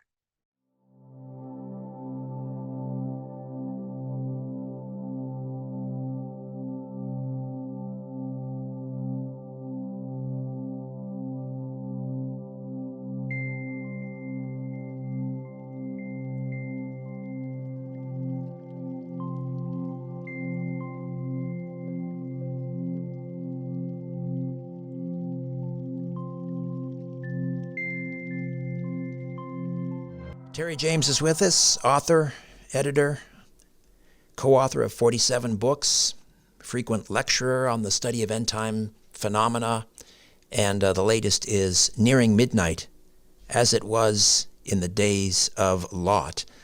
When you see the recent war with Israel and Iran really for the first time firing missiles directly from Iranian soil into Israel, Israel reciprocating. When you see that, do you believe Ezekiel 38, the prophecy of Ezekiel 38 playing out? No, it's not playing out, but it is setting the stage for it to play out. You have the three main antagonists to Israel that Ezekiel the prophet gave in Ezekiel 38 and 39. You have them coalesced already on the above Israel, and that is Russia, Rosh in the ancient Scythian language. You have Persia, Iran in the Persia in the ancient sense, and now Turkey is joined in this coalition as the three main enemies of Israel to come. Now, Iran is the most prominent of this bunch, but you see all three of these forming in a coalition, and we know by that it's stage setting for that great Magog attack of Ezekiel 30 and 39, which will come at just the right moment. I personally believe that will be following the rapture of the church, pretty close on it still.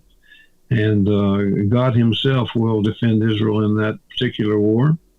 And in the meantime, the people of Israel will continue to be in rebellion against God.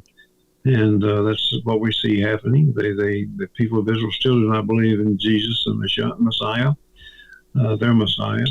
And they're still looking for that Messiah, and he will appear, of course, at the very end of just before Armageddon. They'll recognize him.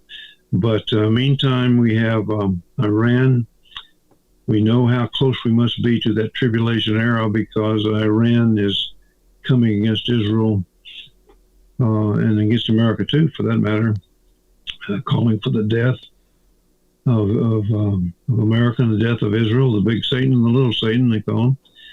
And the fact is, the things that really fire me up is seeing all of this anti-Semitism growing across the nation, our nation. Excuse me. You have all of the major universities, the elite universities of this country, and at the heart of these universities right now is a growing anti-Semitism. I never thought I'd say this, but I should have suspected it because Zechariah chapter 12 says that the whole world's going to come against Israel, and eventually they're going to force Israel to split in half God's land. And the prophet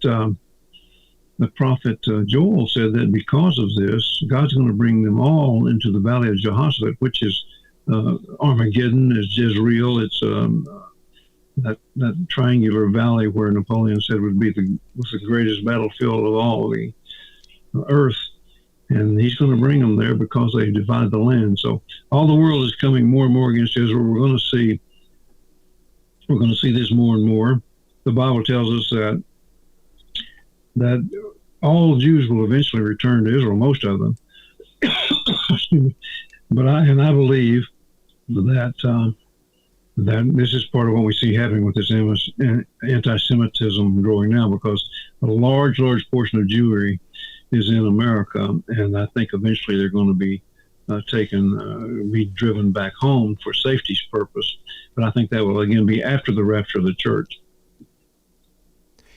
Let me ask you whether it's possible to delay the tribulation and the rapture, because there's a huge underground Christian church in Iran right now. In fact, I think 80% of Iran are people 30 years of age and younger. They don't remember the revolution. They weren't around during the Iranian Revolution. Reports are that many of them are agnostic. They're rejecting not only the theocracy and the mullahs, but they're rejecting Islam. You also have a burgeoning Christian church. There's now all of these the Shah of Iran's son now back in the news. People talking about him returning to Iran. Iran was very friendly with Israel prior to the revolution. So I guess what I'm asking is if there is an internal revolution in Iran, the mullahs are overthrown, Iran becomes friendly with Israel and the United States. The Iranian people love America. They have no quarrel with Israel. Is that possible that it could delay the tribulation? Not in my view at all. If it did, it would take everything out of the time being in perfect order as it is now for the rapture of the church. Now, I know these people are great people. Let me tell you what's going to happen to them. When the rapture occurs, they'll all be gone. So they'll be in heaven with their Lord. And I'm talking about those who have accepted Christ. And so, in my opinion, there's just no chance of Iran overthrowing this system. I think things are set prophetically, and I don't see that as happening at all. And I'm not sure that I would want it to happen because this world has become so wicked and is becoming increasingly so by the moment. And God must judge and wrath, and that's not me. I mean, I have no power in that, and I don't see anybody judged for in that sense. But that's what God's word says. He's going to judge this sinful world. The arrival of the Antichrist onto the world stage, does that have to occur before the implementation of, let's say, the Antichrist system or the beast system? Because many point to things like artificial intelligence and digital currency as elements of a beast system, and yet, as far as we know, the Antichrist is not on the world stage yet. What has to happen first, the implementation of the beast system or the arrival of the Antichrist?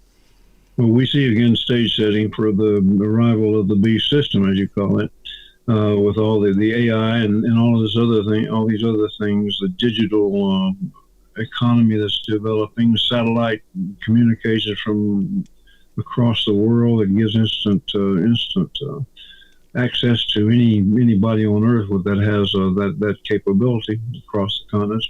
So the Antichrist system is here already. The surveillance that has been created just within our nation and the so-called clandestine services and so forth, what we call the deep state in some cases. The surveillance societies. So the beast state system is already in the stage of development. Now, this cannot come to full fruition until the Antichrist is on the scene. I think it's going to be his AI, Antichrist intelligence, because he'll be indwelled by Satan, who is the master planner of all of this evil anyway. And so Antichrist intelligence is going to make artificial intelligence and all these other things come fully into being.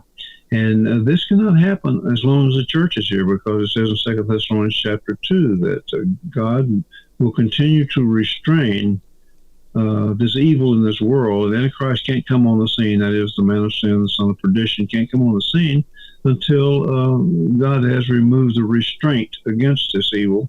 Now, the restrainer is the Holy Spirit who indwells each believer on earth, each believer who is God or Christ's church, the Church of Jesus Christ, all believers in Him for salvation.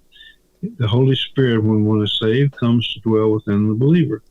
Now, the 2 Thessalonians chapter 2, Paul tells us that as long as the believer is here, that restraint is here, because the restrainer, the Holy Spirit, He is the one restraining the evil. He's within us. As long as we're here on the earth, Antichrist cannot come on the scene. But the moment that the church is removed in this pre-tribulation rapture, then Antichrist will step on the stage of history to do his dastardly worst, and it will be the worst time, Jesus said, that ever was before or since, or ever will be, when his regime comes fully into focus, and then all of these developments you were talking about comes to fruition. Does the potential for another Trump presidency affect the timing at all? Because, we had a 4-year period where, well, his Supreme Court nominations ended up overturning, Roe versus Wade. And I'm asking, I guess, if another 4 years of Trump provides a respite, does that affect the clock at all? Well, you're asking me something that only God knows the answer to. As far as we don't know whether Mr. Trump will be elected, I have my serious doubts. But if he is elected, he still faces tremendous odds against doing some of these things, because we've seen how the satanic forces have come against him. Now, I'm not saying he's a godly man at all. Mm-hmm. I like President Trump, and I voted for him. I'll be for him again. But he's not a godly man. I'm not saying he's one of the godliest people you ever meet. But compared to these people who are coming against him, the satanic forces, the so-called deep state, the powers, I believe, of Ephesians 6:12, which is the forces in high places of wickedness that we struggle against, Paul said. We struggle not against flesh and blood, but against wickedness in high places. And that's both demonic minions of Satan and human minions of Satan. And certainly they've come against Trump in a big way and have brought this nation down a great deal. And it's I guess you say it's more moral founding. And so whether or not Mr. Trump is elected, I think is not going to delay. Matter of fact, I'm not so sure we're even going to get to the election. But I can't see it as changing anything if he is elected, other than it'll just continue to go downhill as in the days of Lot. Nearing midnight. We'll come back. More of my conversation with Terry James after this timeout. Hi there. If you want to watch the rest of these episodes, please head over to my Rumble channel, Richard Syrett's Strange Planet. You can watch complete episodes there. New, complete, unedited episodes drop every Monday, Wednesday, and Friday. Again, the Rumble channel is Richard Syrett's Strange Planet. In the meantime, I want to thank you for supporting this YouTube channel all of these years. However, the problem is I never know when I'm going to run afoul of the censors at YouTube. I never know when I'm going to end up in YouTube jail. There doesn't seem to be any rhyme or reason. And in fact, 2 more strikes and this YouTube channel will be taken down altogether. So help me fight big tech censorship, enjoy the complete unedited episodes, and join the rest of the Strange Planet community over on Rumble. Again, Richard Syrett's Strange Planet on rumble.com. See you over there.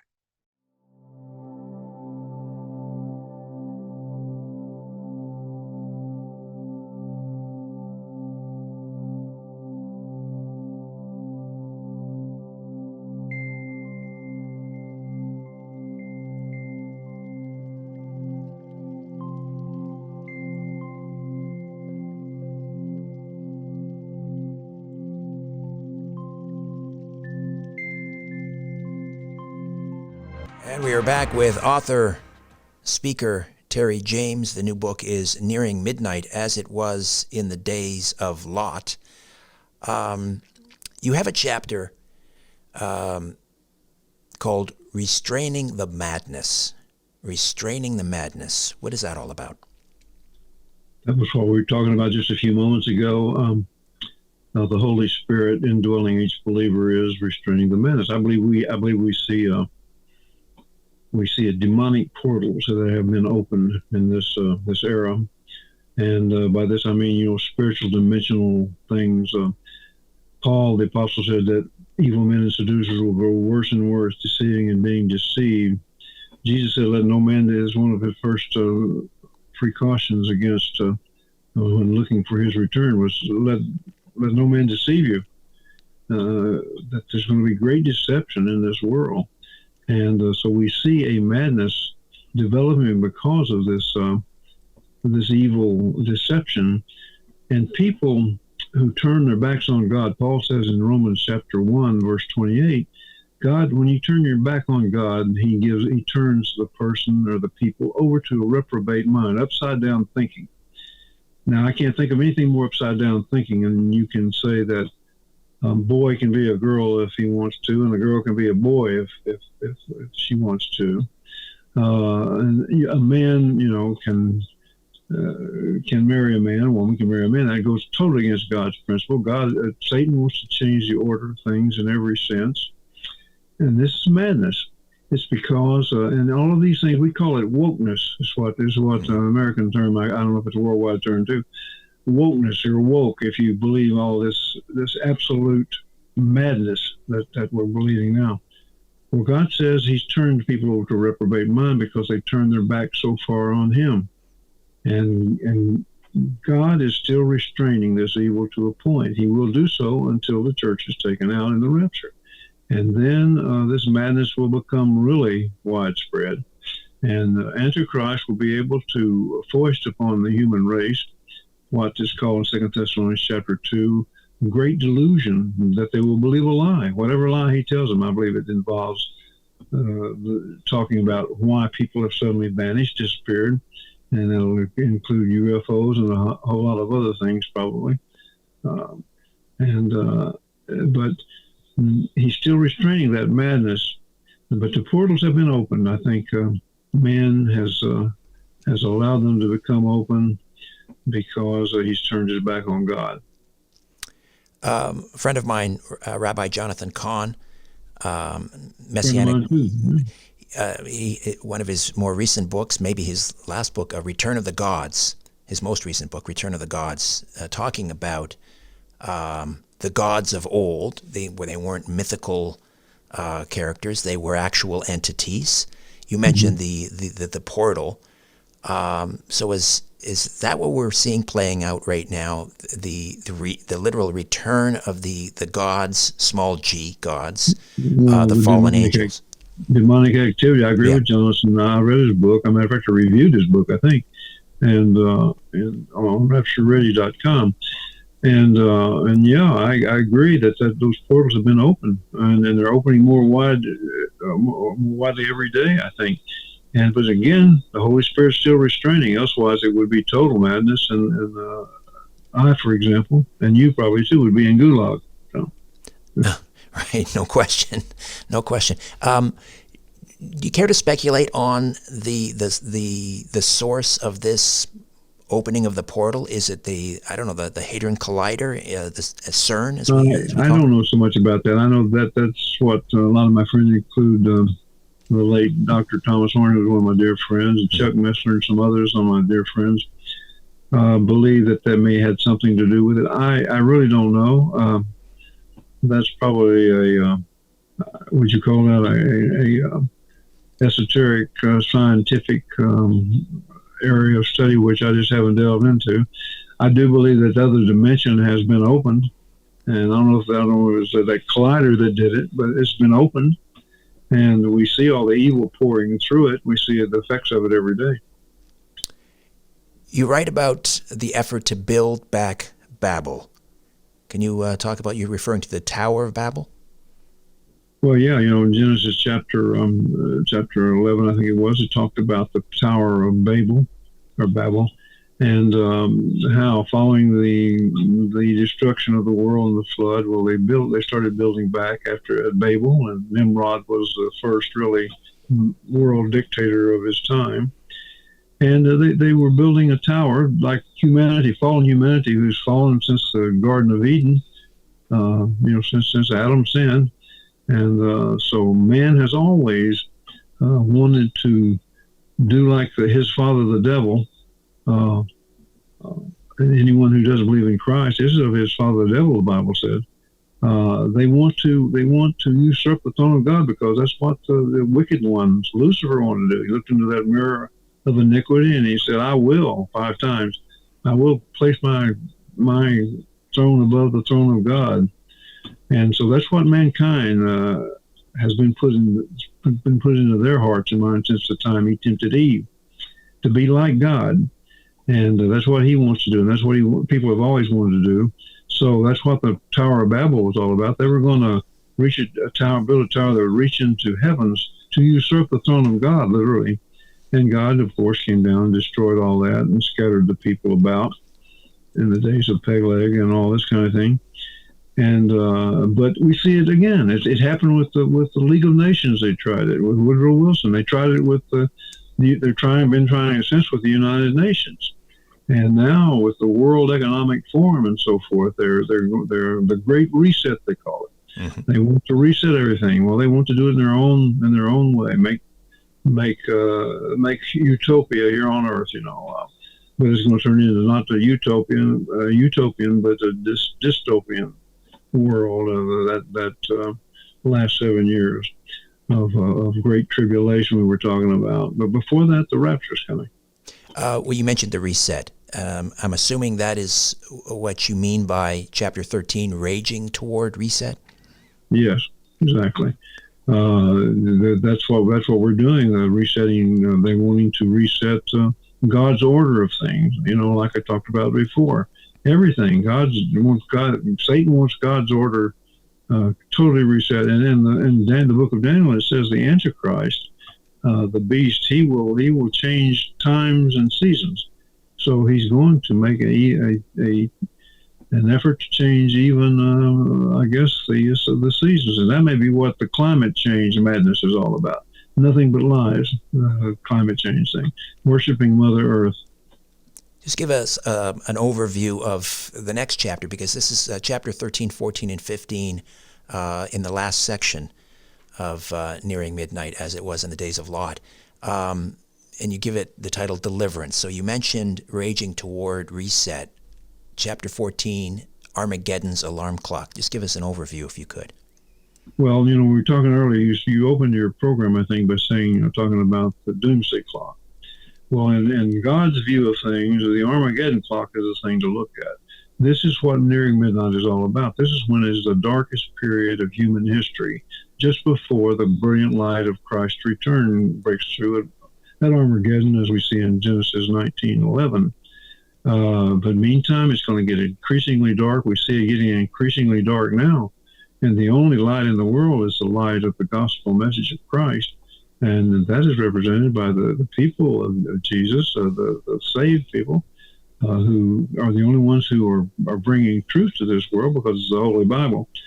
And so the Armageddon clock will be that time when the man has gotten to the absolute point that Jesus said in Revelation, that if he didn't return when he did, he said in Matthew, I'm sorry, he said if he didn't return when he did, that there would no flesh be saved. That's how dark it's going to get, how black it's going to get. That's the Armageddon clock. That's equivalent even beyond of the Doomsday clock, which says we're almost nearing midnight. Well, that is midnight. True midnight is the period of Armageddon, when man is just about to destroy himself and the rest of the world, and Christ breaks through. And I think with just a word of his mouth, he says, like he did on the Sea of Galilee that day when his disciples were with him and they were afraid they were going to drown in that great storm, and they woke him up. He was asleep. And he said, he just reached his arms, stretched his arms out, and he said, peace, be still. I think that's going to be the word of the mouth that comes out of the Lord when he returns at Armageddon. And I believe all the armies of the world are going to literally burst open, and the blood will flow from to the bridle rein for 100 and something miles.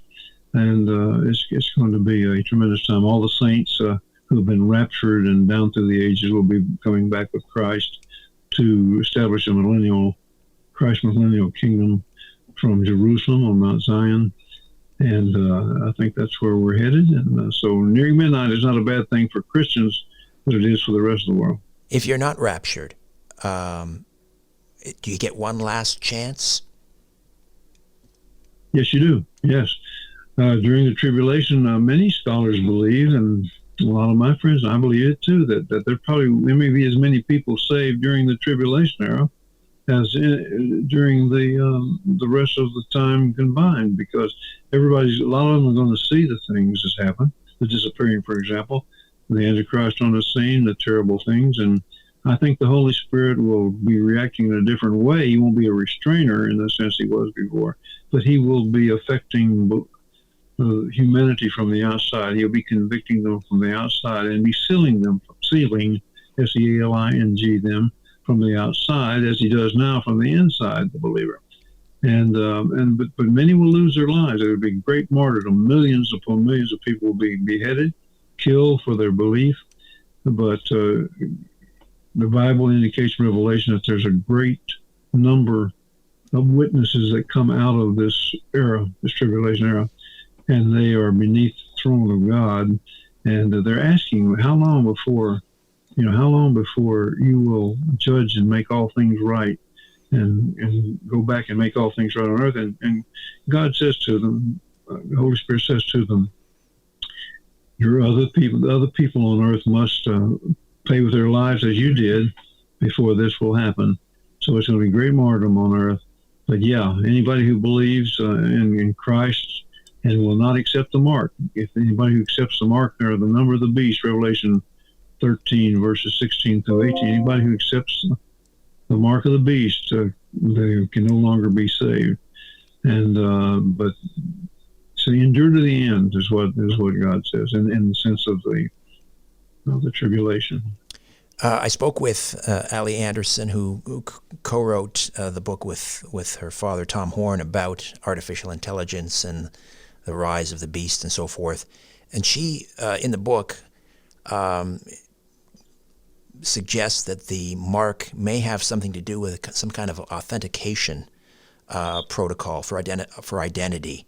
Do you have any thoughts on what the mark might be? No, I am not I am not in the science, really a student of scientific inquiry. But many of my friends believe that, and some friends, very, very bright people who have looked into this thing, think that maybe it changes the very DNA after you take the mark, that and somehow it infects the human body and changes the DNA so that the person is no longer fully human, but is more Nephilim-like. In other words, as if they were a product of fallen angelic activity in human beings. I don't know. I'll have to say there, Richard, I just don't know. Nearing midnight, as it was in the days of Lot, and you can go to raptureready.com. Also, your website, terryjamesprophecyline.com. Those links are in the episode notes. Terry, great to meet you. Thank you so much for spending some time. Thank you, Richard. Appreciate it. Hi there. If you want to watch the rest of these episodes, please head over to my Rumble channel, Richard Syrett's Strange Planet. You can watch complete episodes there. New, complete, unedited episodes drop every Monday, Wednesday, and Friday. Again, the Rumble channel is Richard Syrett's Strange Planet. In the meantime, I want to thank you for supporting this YouTube channel all of these years. However, the problem is I never know when I'm going to run afoul of the censors at YouTube. I never know when I'm going to end up in YouTube jail. There doesn't seem to be any rhyme or reason. And in fact, 2 more strikes and this YouTube channel will be taken down altogether. So help me fight big tech censorship, enjoy the complete unedited episodes, and join the rest of the Strange Planet community over on Rumble. Again, Richard Syrett's Strange Planet on rumble.com. See you over there.